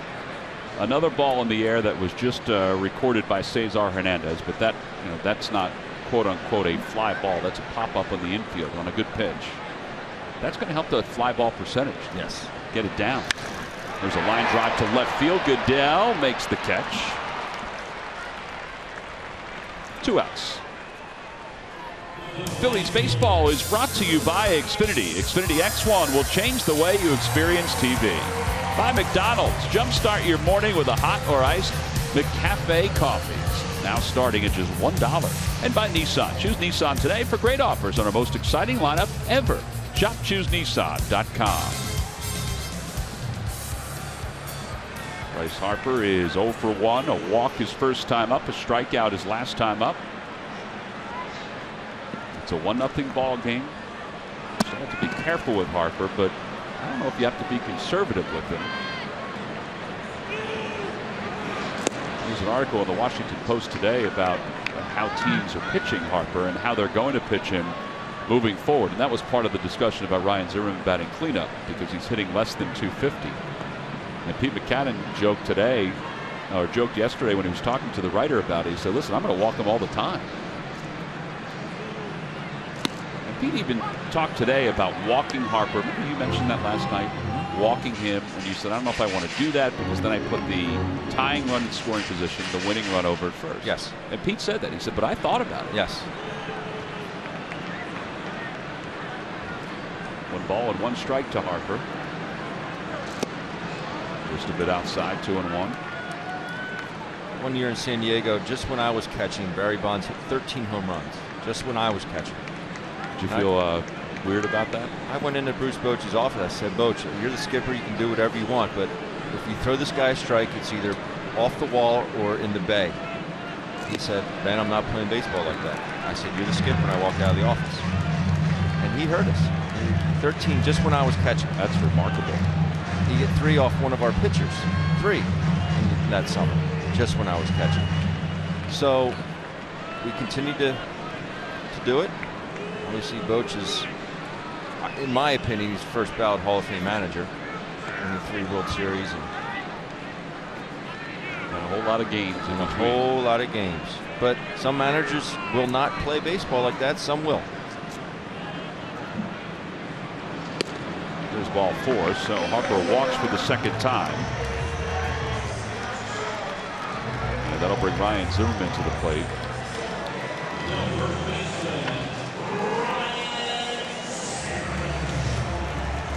Now, he had that sort of philosophy. You know, Dusty Baker saw a lot of those home runs. Yeah, he did. And I think he would echo the same thing. You throw him a fastball or you throw him a strike, he's going to hit it off the wall or into the bay. Right. I don't know if Harper is at that point, but he's, you know, right now he is the biggest weapon in this lineup. Ryan Zimmerman has struck out twice tonight, both times swinging. Up and away. Better stop him. We'll go again. Yeah, Harper stole second base back in the first inning.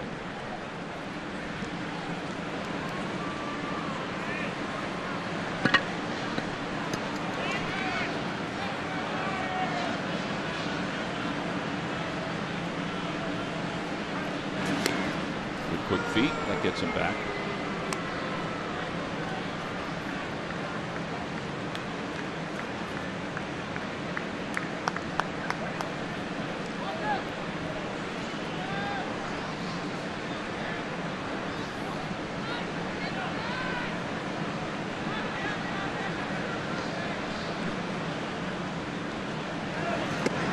Inside off the glove of Ruiz, and Harper doesn't go. I think Harper may have thought that hit him.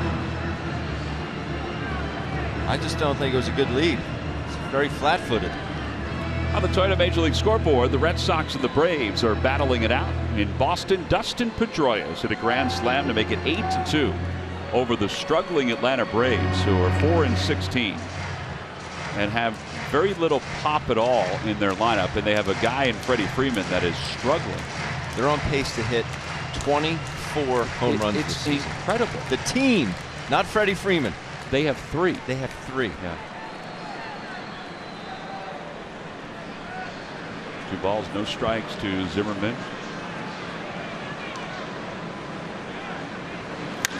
Out to right field. Peter Borges over toward the line. He covers a lot of ground, gets to the spot, makes the catch, and the side is retired. No runs, no hits, 1 man left. We have played 6. On to the 7th. Phillies 1, Nationals nothing.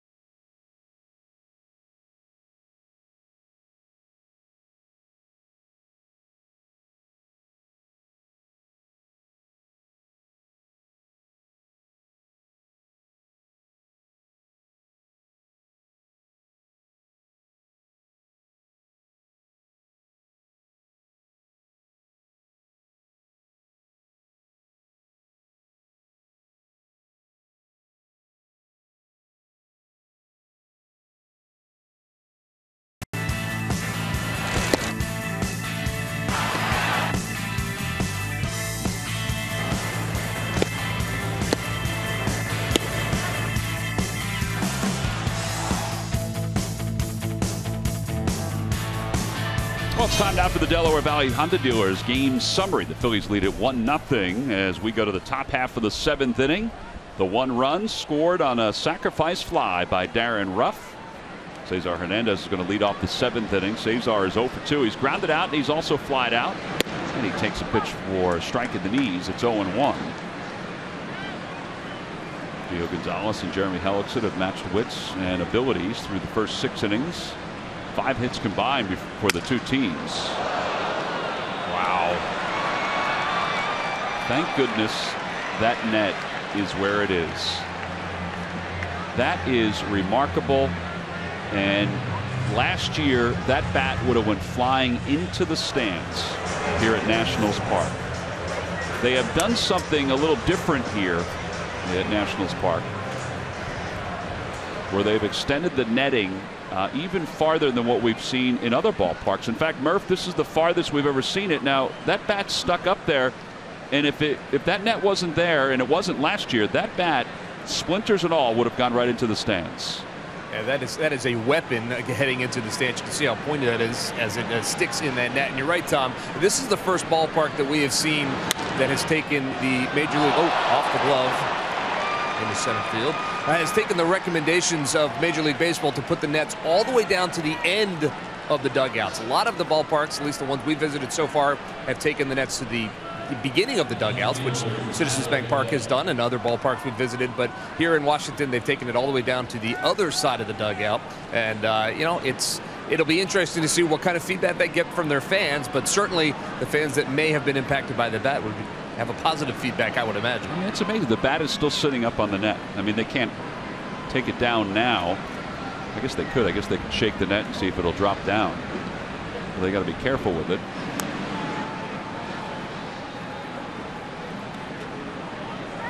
I'm actually surprised that they haven't tried to knock it down, but yeah, I do like the idea of the netting going all the way down to the end of the dugout. I do. Well, we were looking at that net today. Now it's a little different netting where, you know, down toward the dugout, you can basically see right through it. Yes. It doesn't look like it's obstructive at all to the fans that are sitting in that area. I mean, that's basically their view. I mean, that's fairly clear. It doesn't look like it's at all. Just put your mind at ease, especially if there's youngins down there. It just scares me. 1 ball, no strikes to Tyler Goodell, and he fouls it back. Got that hit by Cesar Hernandez. Ball was hit pretty hard. They had scored it a hit, by the way. Yes, and Espinosa was ranging to his left and it just kicked back towards his right, went over his shoulder. That bat didn't work anyway. He had to get a different one. I was looking at the bat as the ball from Goodell hit the screen, and it did shake a little bit. Well, it looks like it's lodged in there pretty good.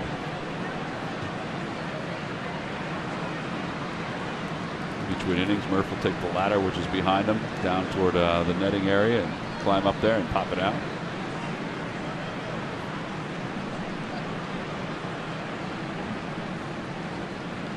One ball, 1 strike to Goodell. Inside, 2-1. He throws his microphone at it. That'll get it down. How many throws do I get? How much money you got? It's like a carnival game.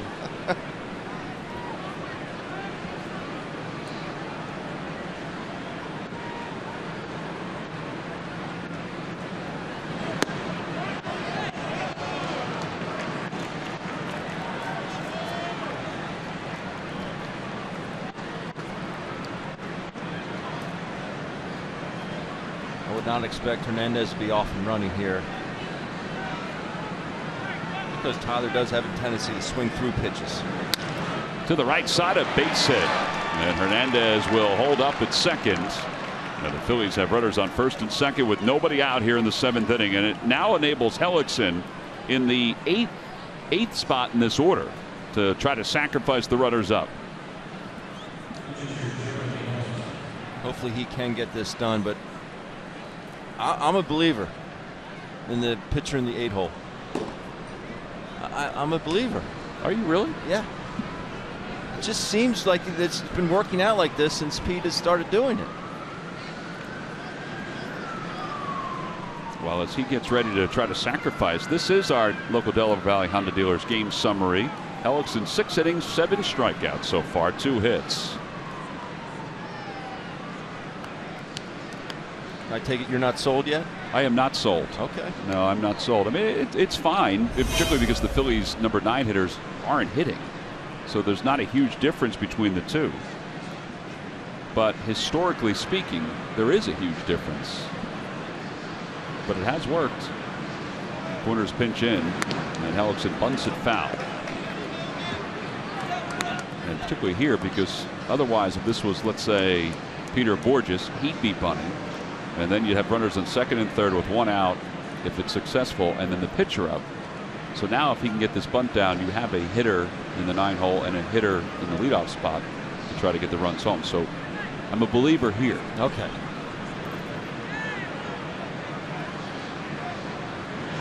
He bunts it. It spins and dies. Zimmerman looks at third, throws to first. Oh, that was an odd throw. And Jeremy Hellickson. I don't know why he stopped running. Yeah, he stopped running and was moving slowly up the line. Well, the sacrifice is successful, but that could have been bases loaded. Just stops running. That's a heck of a bunt. And Zimmerman, with all his throwing issues, just lobs it over the head. Watch Jeremy Hellickson. This is just Pro V special right there, and he just stops running. Boy, what a shame. I don't know. I know he's a starting pitcher. You want to conserve your energy, but I got to see a better effort. I'm with you. I do. You just can't assume in this game. You can't assume in anything. This would be bases loaded and nobody out. Instead, it's second and third with 1 man down. The infield is in for Borges. And Borges bunts it foul. It was going to be a safety squeeze. Hernandez was not moving. He was coming down the line, but slowly. But he was waiting for contact before he decided to go.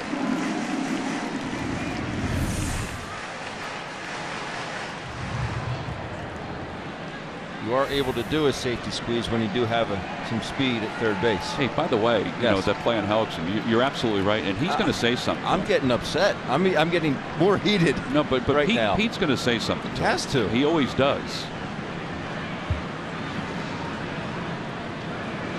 Borges does not bunt this time. He takes low. It's 1-1. There's never a right time to do it that way. You know, to slowly go up the line. I mean, it's a cool night. You're not tuckered out or anything. But you're going to hear, I mean, Lobotone, I'm sure, was yelling, 1-1, 1-1, 1. So you know there's going to be a play on you. Absolutely. Put pressure on him. 1 ball, 1 strike to Borges.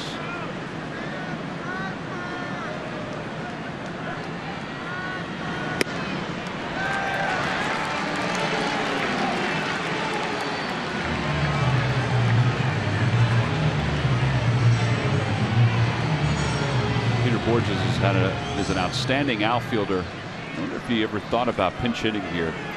You know, you don't want to, in a 1-run game, weaken your defense at all. 1 ball and 2 strikes to Borges. Runners take their lead off second and third.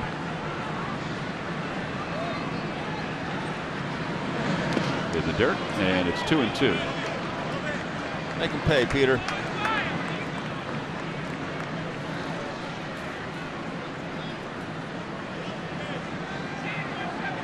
100 pitches now for Gio Gonzalez with 1 away here in the 7th.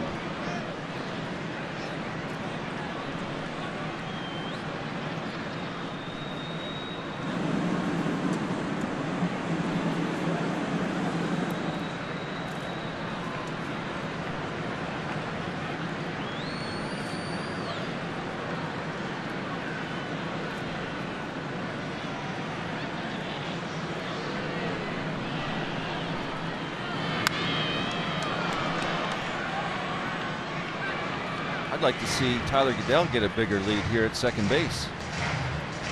Now Murphy and Espinosa, they're well into the grass. They take as much as they'll give you. Maybe there's a bullet hit to the outfield and we all know how this outfield can throw. The farther you can get off, might be to buy half a step at home plate.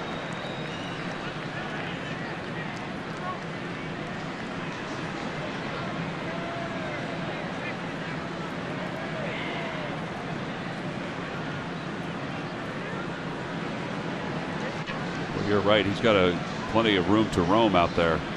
2 balls and 2 strikes to Peter Borges. Chops it over to third. Here comes the play home. It's a high throw, and Hernandez is safe at the plate. And the Phillies take a 2-0 lead. Cesar Hernandez was going on contact. Rendon had a clear path to make the throw to the plate and sailed it high. It's an RBI for Peter Borges. Runners on first and third. It's 2-0 Phillies. Not much is made of striking out anymore. Players just don't seem to worry about it. But you put balls in play, good things happen. Peter Borges battling up there. Rendon just, I don't know why he chose to go sidearm, submarine style. Great read by Cesar, and he beats it. They have scored that in E5.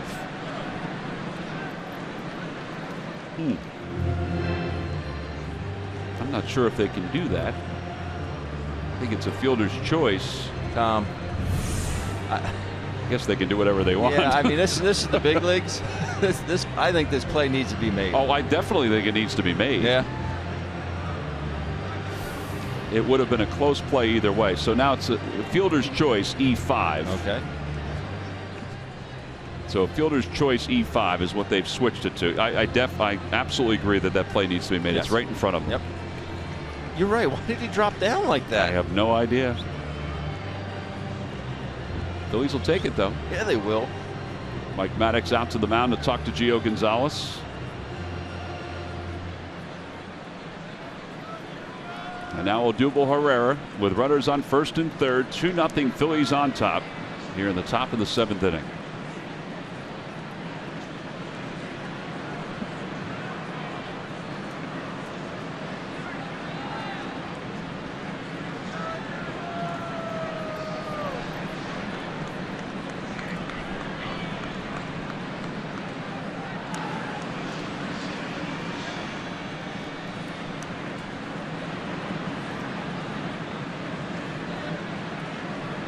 Odubel singled and scored his last time up. He's also grounded out to second base. He's flied out to left.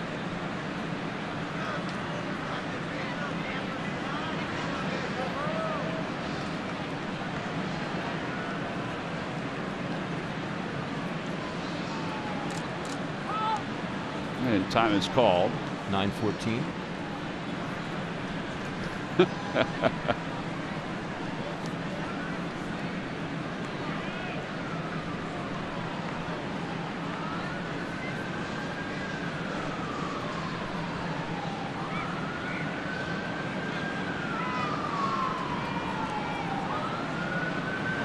Odubel takes low. 1 ball and no strikes.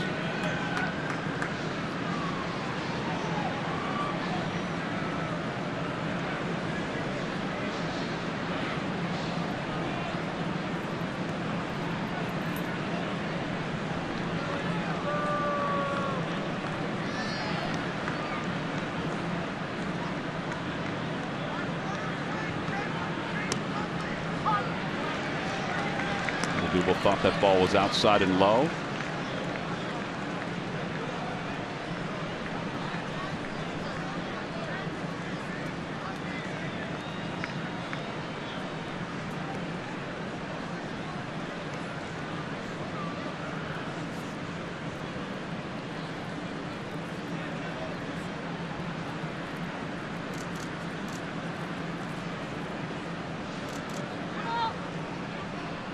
That's a good job by Herrera. This is the second time he's called time, with Gio Gonzalez taking as long as he is. That was pointed out today in the clubhouse. The Phillies did do a better job of that last night with Max Scherzer on the mound. Odubel definitely a guy that needs to do it because of that leg kick. Absolutely. A little low, and it's 2-1. Andres Blanco was the one that set the tone last night, calling time with Max Scherzer out on the mound. I saw the lineup sheet he was walking by today. I said, man, Andre, tough league. He's not in there today going 3 for 4. He said, I know. Big smile on his face.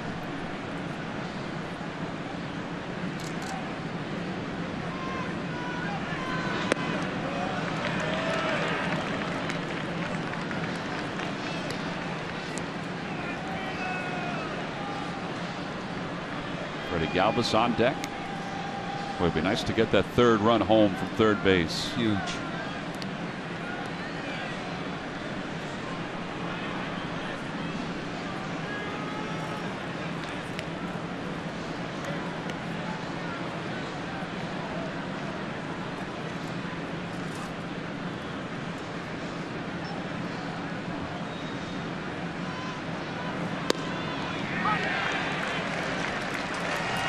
Pitch.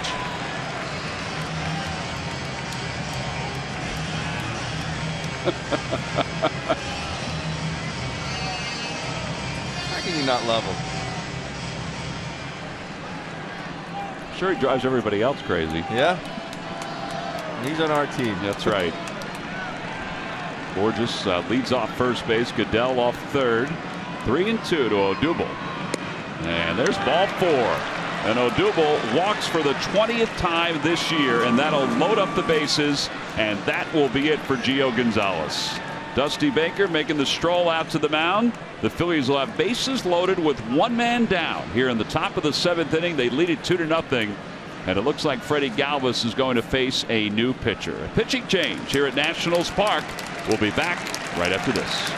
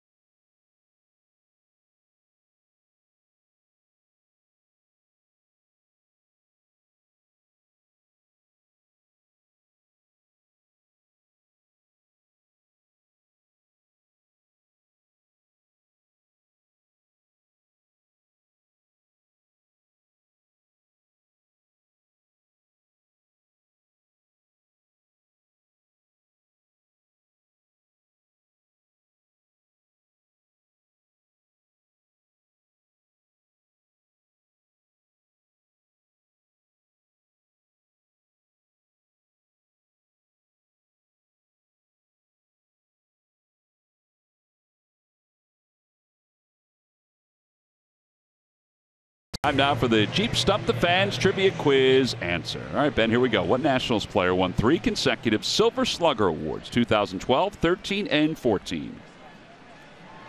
Does the answer now currently play for the Texas Rangers? He does currently play for the Texas Rangers. I'm going to have to go with Ian Desmond, shortstop. Ian Desmond is correct. Log back on to Phillies.com to find out if you're the winner of a Phillies prize pack. Means we don't have to clear up our unfinished business later on.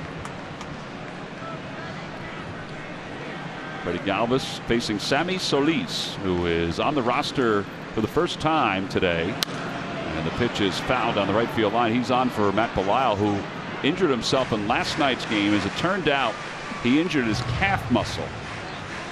So Solis, who with with Syracuse, in 6 games had an ERA of 1.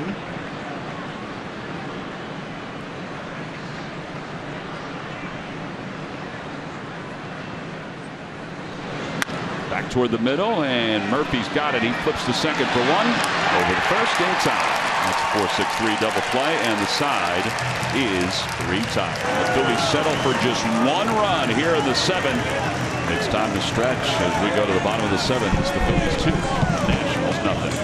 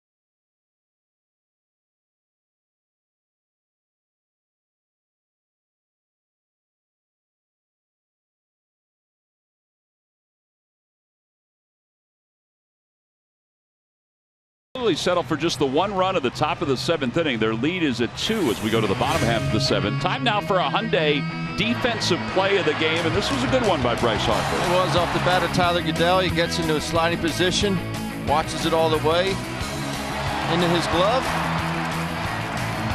Tyler Goeddel not able to get a second whack at it, but that is your Hyundai defensive play of the game, brought to you by your local Hyundai dealers. Well, Jeremy Hellickson has a 2-run lead to work with as we shift to the bottom of the 7th inning.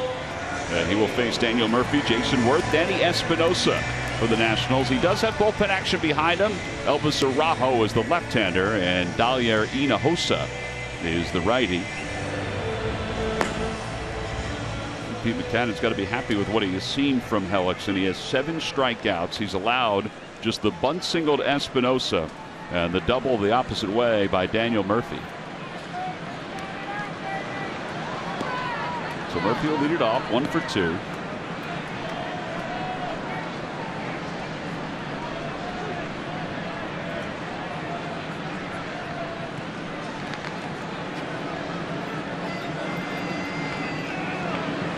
Ball, and it's 0-1. Kind of balanced it out tonight.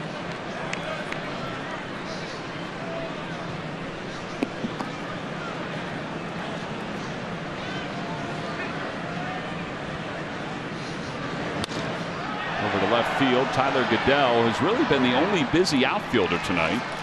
He makes the catch. Peter Borges has 1 grab, but everything else in the outfield has gone toward Goeddel. And here comes Jason Worth, who is hitless in 2 at-bats. Phillies are offering family packs for select weekend home games. 4 tickets, 4 hot dogs, and 4 Coca-Colas for $100. For more information and to order, visit the ticket section at Phillies.com. Great deal. See if you can get it this weekend when the Phillies take on the Indians. Jason Worth, 3 for 10 now, lifetime against Hellickson. And he tried to get a fastball by him, and he was late.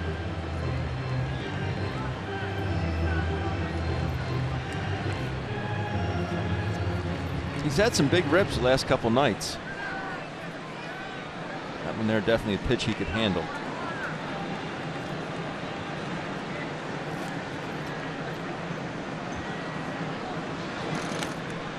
Outside, 1 ball and 1 strike.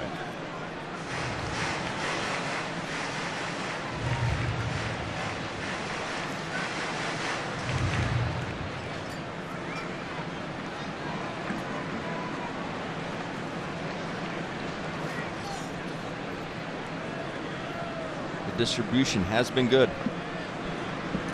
Yeah, still dominated by the fastball, but in a good way. Foul over the dugout. That'll go out of play, 1 and 2. Honestly, he's made it frustrating, I think, for the hitters, the way he has gone after them tonight.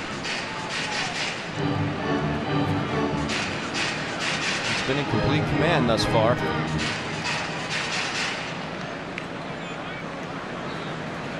I think he just has done such a good job of balancing them. When they do get something good to hit, they're either tardy or they're too early.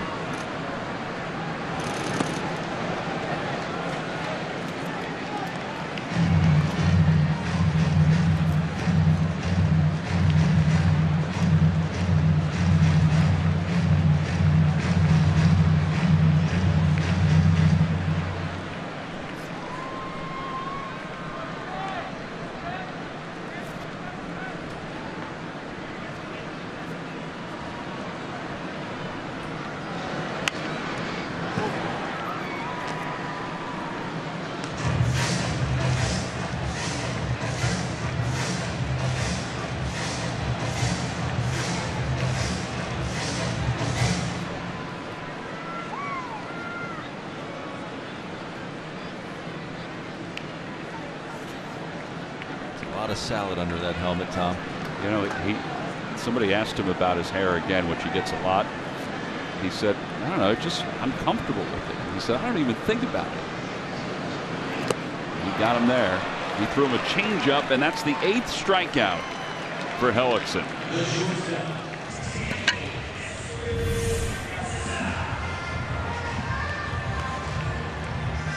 changeup that Hellickson, that swing right there tells me he's guessing heater in the whole way. He saw it come out of his hand. He said, I got to get it going because I've been late on a couple fastballs tonight. And this just sinks down in the dirt. Well, Espinosa's now the batter. Espinosa reached on a bunt single his last time up. He walked his first time to the plate. You see swings like that, it means you're looking fastball, saying that you don't trust yourself enough to get to a fastball. You start to cheat, something slowing in the dirt. That's the result. Out to center field. That's well hit. Going back on it is Herrera. Back toward the wall, and he makes the catch. A few steps from the wall, and the side is retired. 4 in a row retired by Hellickson. He's allowed 1 hit since the second, and just 2 overall.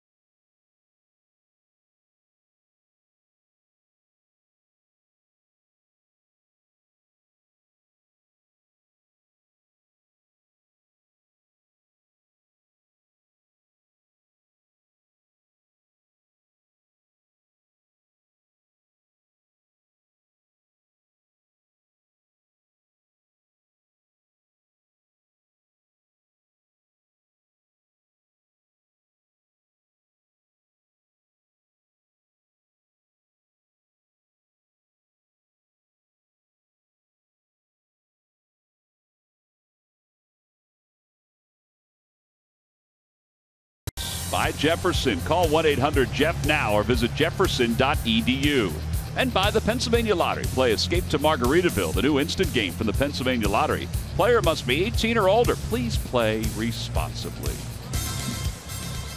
Top half of the 8th inning, Phillies 2, Nationals nothing. A well-pitched game by Jeremy Hellickson talking to Bob McClure. He may be done because Hector Neris is starting to warm up in the bullpen. Michael Franco will lead it off against Semi Solis, and a swing and a miss at the first pitch. Give Solis credit. He got the 4-6-3 double play that wrapped up the 7th and kept this just a 2-run deficit for the Nationals. Outside, 1 ball, 1 strike.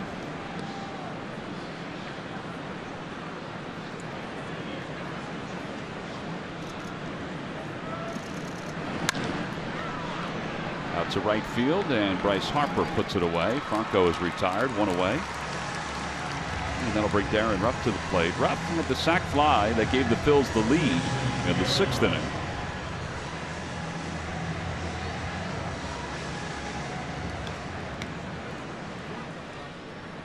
I said that Hellickson's done. He's only at 82 pitches, but it does seem like Hector is warming to come in. Should say 92 pitches.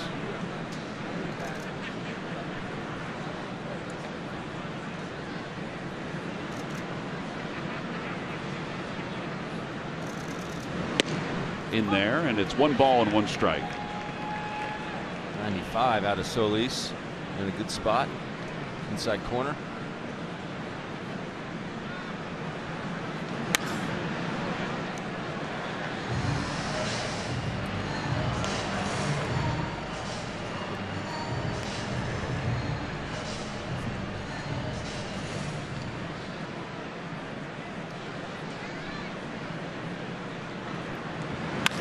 Ground ball to third. That's a foul ball.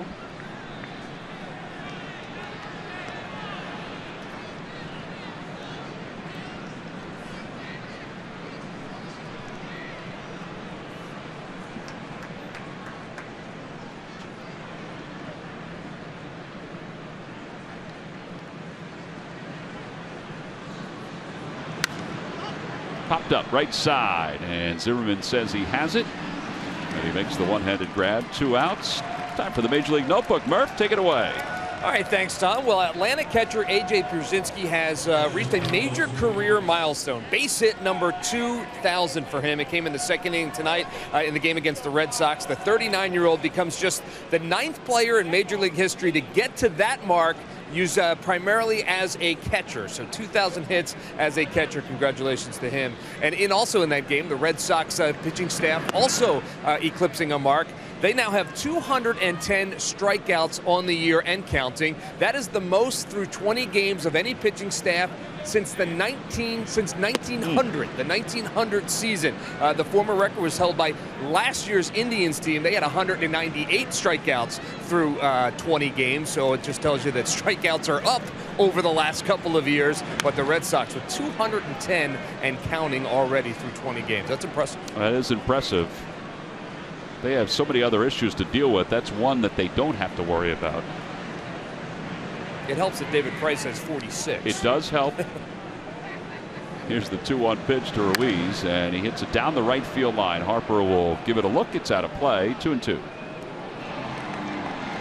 A.J. Pierzynski is such an interesting story because for a good part of his career, people thought, all right, he's an excellent receiver, but he's more trouble sometimes than he's worth. But man, has he evolved as his career's moved on. All those games and now all those hits. Unbelievable career he's had. Tip my cap to him. The other thing too is, I don't know if anybody saw last year in the postseason when he did television work. I mean, you're not the only catcher that can get up there and do it. Here's Carlos Ruiz, who slams one deep to left field. It is gone.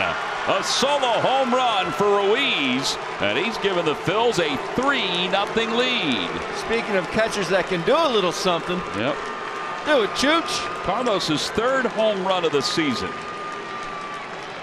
Huge run. He guessed perfectly what that pitch was and got his bat through the zone.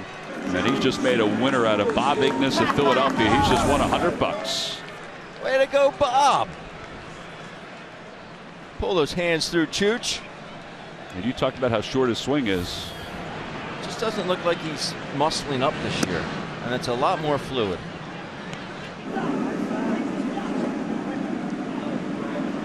And you're right, that is a huge run.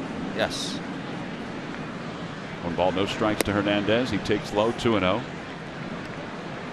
Anyway, about Pierzynski, I thought he did a really nice job doing television last year in the postseason. Yes. 3-0.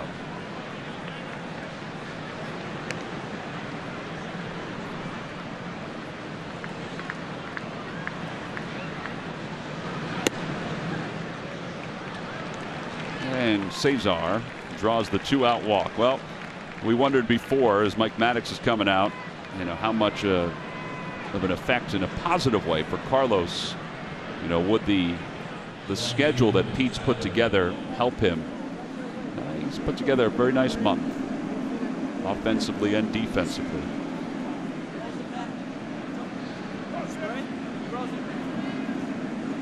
Same guy day in and day out. Makes him such a great teammate.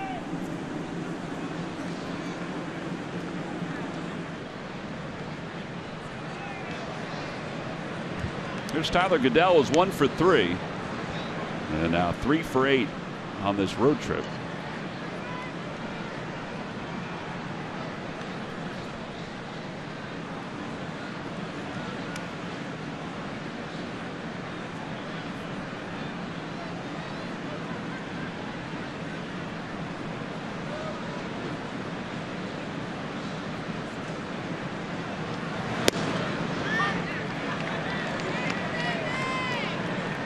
He's got a good arm.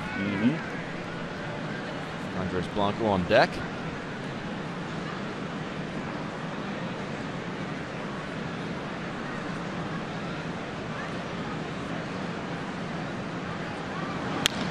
Over toward third, Rendon charges in time to get Goodell, and the side is retired. But the home run by Carlos Ruiz has given the Phillies a 3-0 lead here in the 8th inning. 3rd home run of the year for Chooch. We'll head to the bottom of the 8th. Phillies up by 3.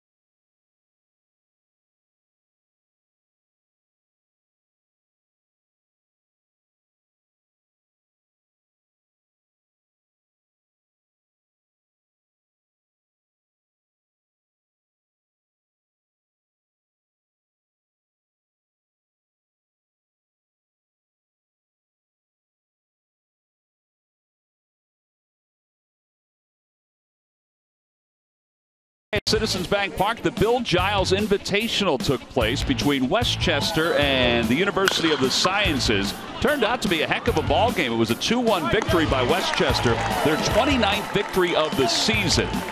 2 runs on 6 hits for Westchester. They got that trophy right there. That's a beautiful trophy. Each of the players also got some watches. In that ball game, Nick Bateman had 3 hits for Westchester. And the winning pitcher was Michael Dietz, who went 4 innings, 4 hits, and 1 earned run. And then Mike O'Neill, 3 2/3 innings, picked up the save. Nice. Nice honor for those kids to be able to play. That's the Division II part of the college tournaments the Phillies have. Tomorrow, actually not tomorrow, I think Friday, no, it's tomorrow, will be the matchup between St. Joseph's and Rider University. And that's the Division I matchup. So good luck to Fritz Hanberg and Barry Davis's teams, as they will battle for the Liberty Bell Classic Trophy. Jose Lobaton will lead off against Hector Neris here at the bottom of the 8th inning in a 3-0 game. 1 ball and 1 strike to Lobaton, who is 0 for 2. All right, so 7 innings, 2 hits, 3 walks, 8 strikeouts. Jeremy Hellickson looked tonight like he did in his first 2 outings for the Phillies. Great line. Couple of those walks to Bryce Harper, which you can understand in a tight ball game, but just in complete command from the first pitch to the 92nd.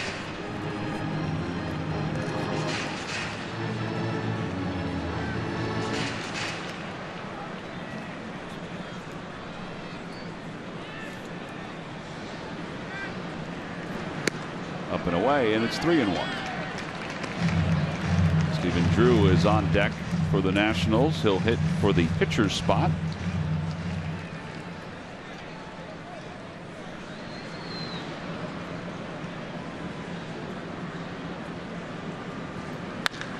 A high fly ball to right center field. It'll stay in the yard. Odubel Herrera will corral it for the first out. 1 away. And here comes Stephen Drew. Pete said before the ball game today that he thinks with Hector Neris' split that he could be a closer. He say, you know, it's kind of in the sort of the same lines, and we're not putting him in this category, but the same lines to Mariano Rivera's cutter and to Trevor Hoffman's changeup. Pete said he was a little nervous last night, though, because Hector was throwing so many fastballs to start the outing. And he was sitting in the dugout thinking, where's the split? And he goes, I want him to throw the split. And he finally did start throwing it. He said it's such a devastating pitch that he could get away with throwing more often. Coming into ball games like Hector is going to be able to do, you need to have that swing and miss stuff where you just need a strikeout. You need a strikeout. That's all you can get at that time of the game. And that split is one of those pitches that affords him that opportunity.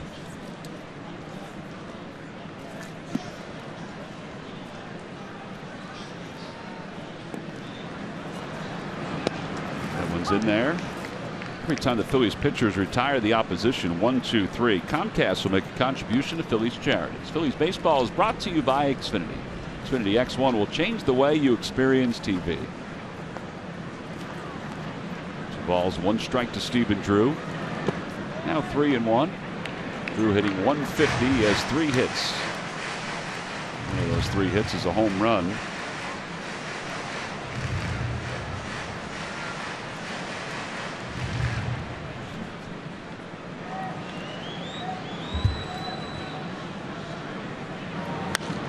Popped him up and out of play.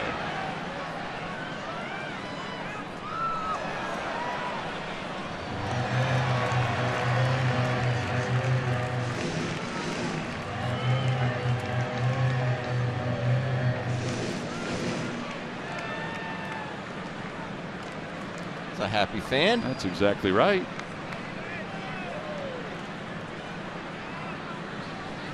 I don't think I've ever seen that jacket before. No.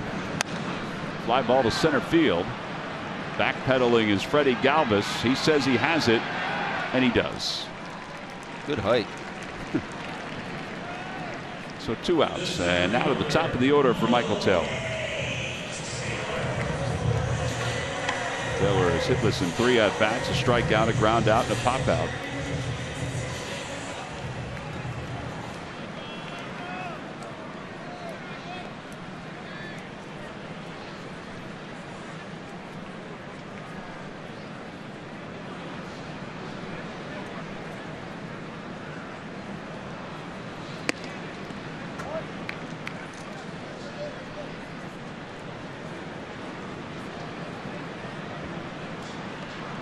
A little bit of rain falling again here in D.C.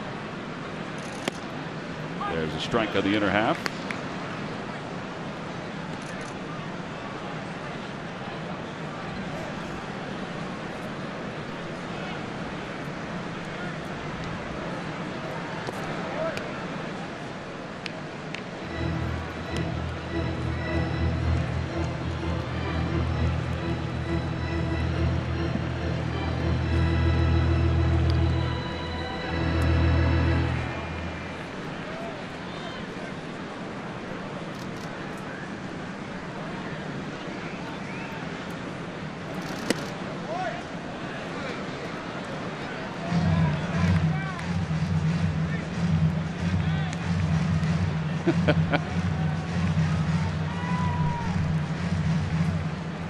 Little rain doesn't bother anybody. She's sitting with lefty. Out toward right field, and Peter Borges comes running in and makes the catch, and the side is retired. Nothing across. Hector Neris with a scoreless 8th inning. We'll head to the 9th. The Phillies on top 3-0.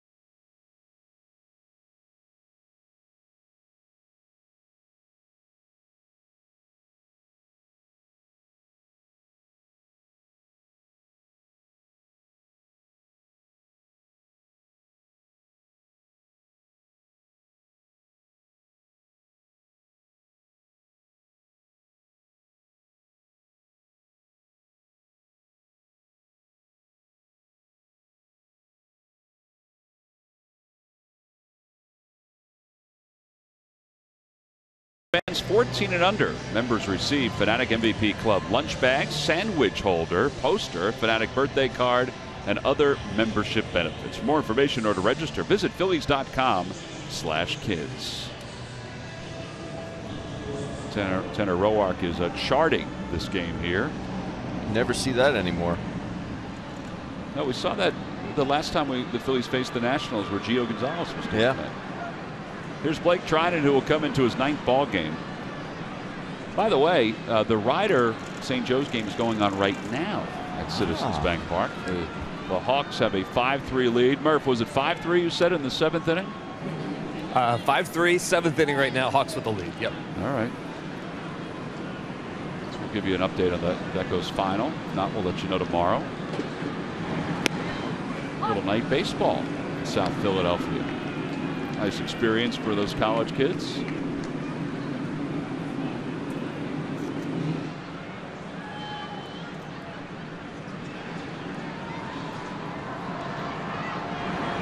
Andres Blanco pinch hitting, takes inside. It's 1-1.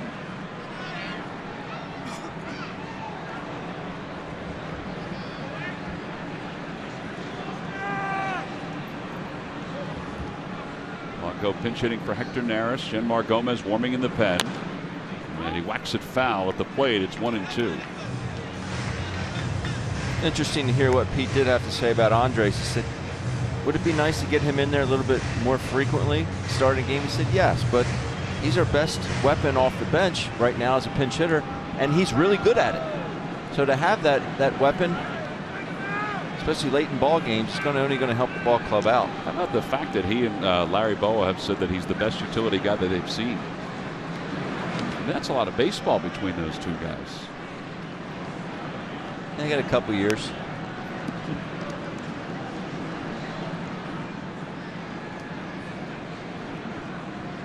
2 balls and 2 strikes. Pete also told us in our meetings before the season started during spring training, when we asked him about Andres as he hits it foul. And, you know, Andres he's not a young guy, but he thinks that if he plays him every day, he may not get the same kind of production off the bench or even as an everyday player. Remember when Tomas Perez played every day for a period of time when he was with the Phillies? He was an excellent utility guy. Or Wilson Alvarez. You know, they weren't always the same player over the long haul. Andres strikes out, 1 away here in the 9th inning. Coming up after the ballgame, Ricky Metallico will break down tonight's affair on Pure Auto Insurance presents Phillies Postgame Live. Get a chance to talk about Jeremy Hellickson's night. They might bring up the sacrifice bunt where he didn't run up the first base line 100%. We'll talk about the play at the plate. And Darren Ruff's sac fly. I'm sure they'll discuss Hector Neris and what he's been able to do. Ricky Bo will be all fired up.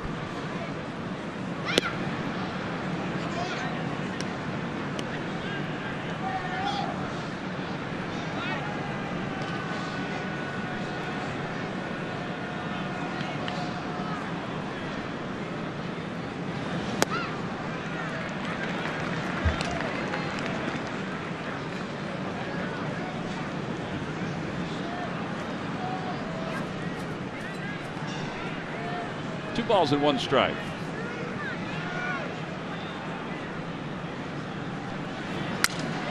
There's a broken bat looper into center field, a base hit for Peter Borges. So a 1-out single here in the 9th inning. Boy, Peter. And Odubel Herrera is coming up. I'm sure that didn't feel great, but the fact that that ball got down for a single makes his hands feel a little bit better. Well, it's back-to-back good at-bats for Borges. Just dawned on me that bat's still hanging in the net. It's still there. Just happened to look down. I don't even think they've tried to get it down.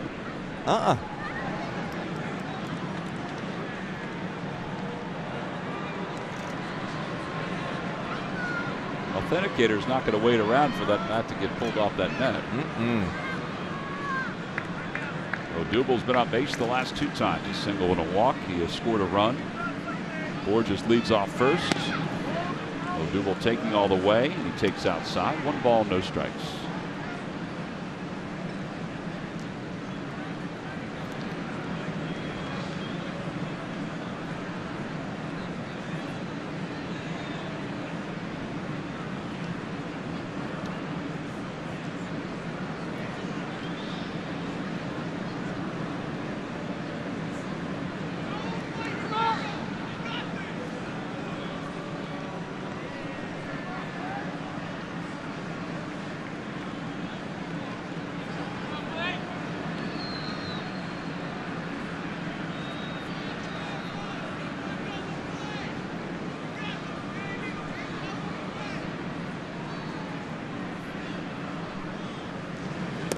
Swing and a miss. 1 ball and 1 strike to Odubel. Hard to make the ball at 95 miles an hour run that much. Well, he does have movement. That was wow. Even when the Phillies got to him 1 game last year, you could see as the season went on how much movement he has. Just happened to be watching the monitor for that pitch, and like a left-handed slider.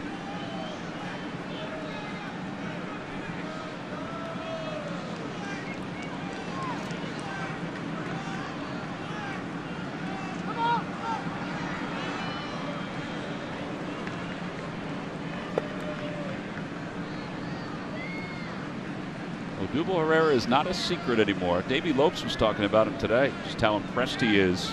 Davey did not realize that he was not an outfielder in the minor leagues, that he was a second baseman. Outside, and it's 2-1.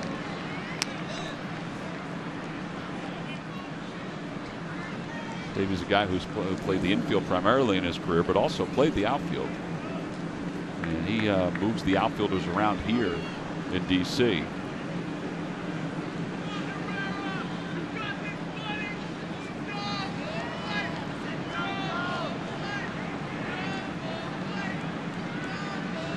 Two balls, 1 strike to Odubel. And now 3-1.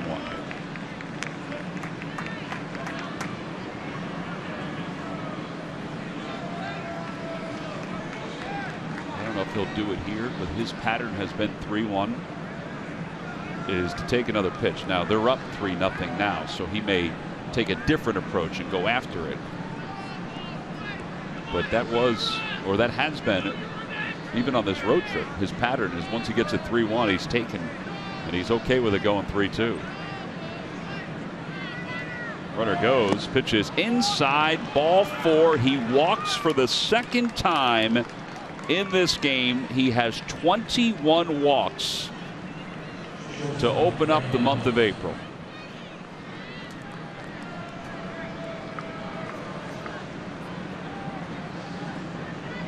He's been on base 3 times tonight, and now Freddie Galvis will be the batter. 3 and only 3, Ben. Something. Got some wheels out on the base paths.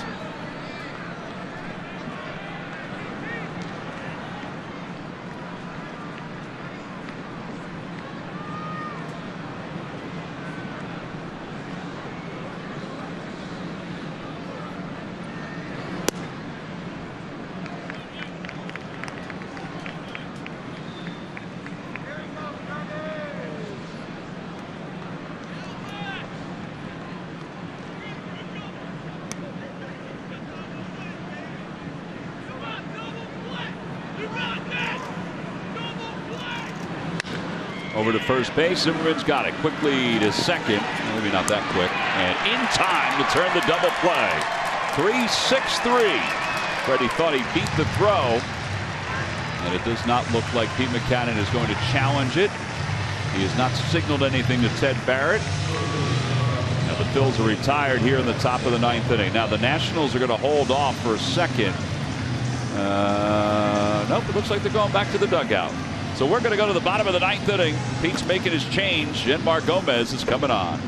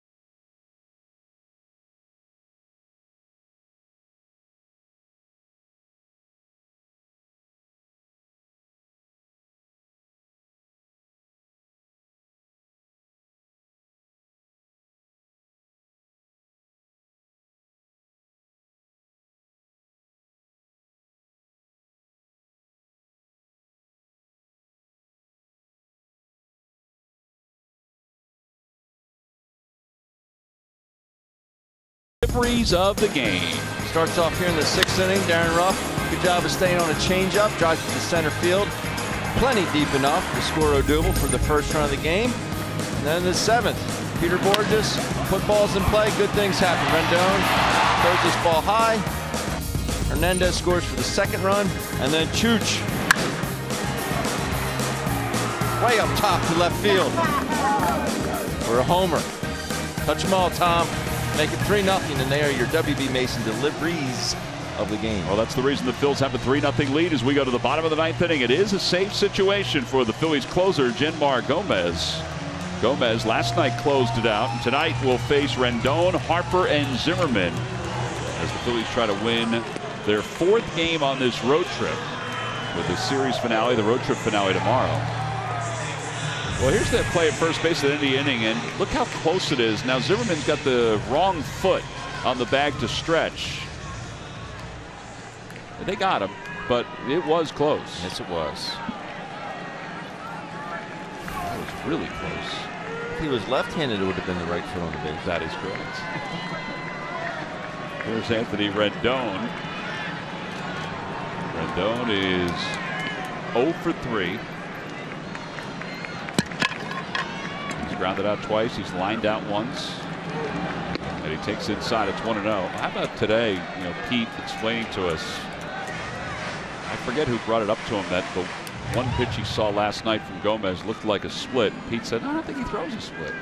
And then Pete telling us right before we came upstairs, he goes, "He does throw a split, and he threw it last night, and he picked it up in spring training. That's when he started throwing it." I wonder if Hector taught it to him. Well, if he did, it's the right person to teach him. He's fallen behind 2-0 to Anthony Rendon.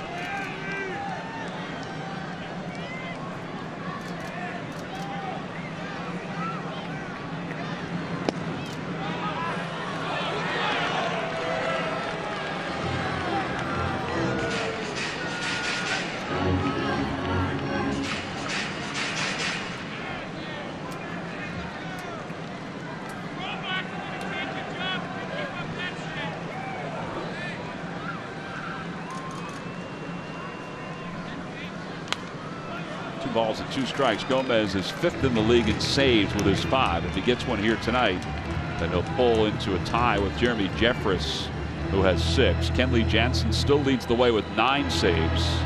Then Papelbon and Familia.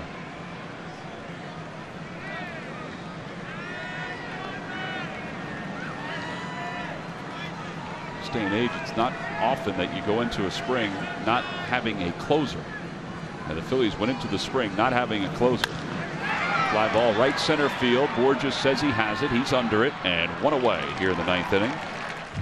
Here's Bryce Harper coming up. Now the pitch sequence last night, a couple pitches that he just missed. He did just miss. That one he kind of pulls off a little bit. Goes down after a sinker. That one, I'm sure he would love to have back. Very good splitter down, I guess. That's another pitch he should have handled, but didn't. They'll change up down and away. And even that pitch, it wasn't the location of the pitch that got him out, it was the speed. Good variance of velocity between his fastball and his changeup. I think the other thing you saw is just the way the Phillies have pitched Harper in this series. Everything is away, or at least they're trying to pitch it away and not get it into his, what they call the happy zone for the left-handed hitter, and that's down and in. Even that pitch kind of backed up toward the outside part of the plate. And the theory is, all right, if he can beat you the other way, you tip your cap to him. 2 outs, and here's Zimmerman.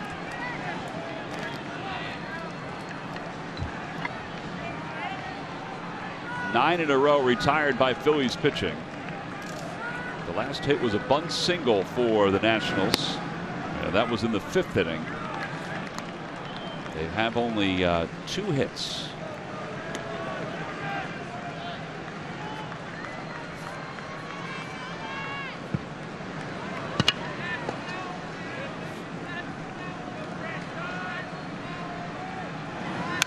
Little tapper foul. all this talk about the Phillies and what kind of team they would be. Well, if they win tonight, it would be their 11th win here in the month of April. If they're able to get this last out, then the Phillies would have 4 shutouts to begin the month of April. That would tie them with the Cubs for the most in the National League. Swing and a miss. It's 1-2. And if you wonder where that puts them as far as the majors go, it would tie them with the Cubs and the White Sox for the top spot in the major leagues.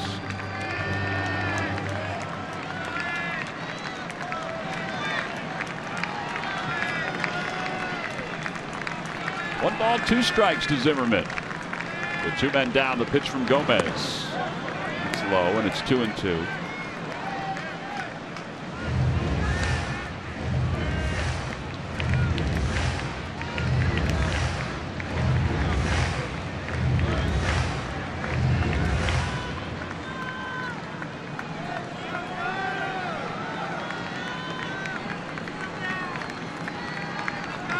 Balls, 2 strikes to Zimmerman.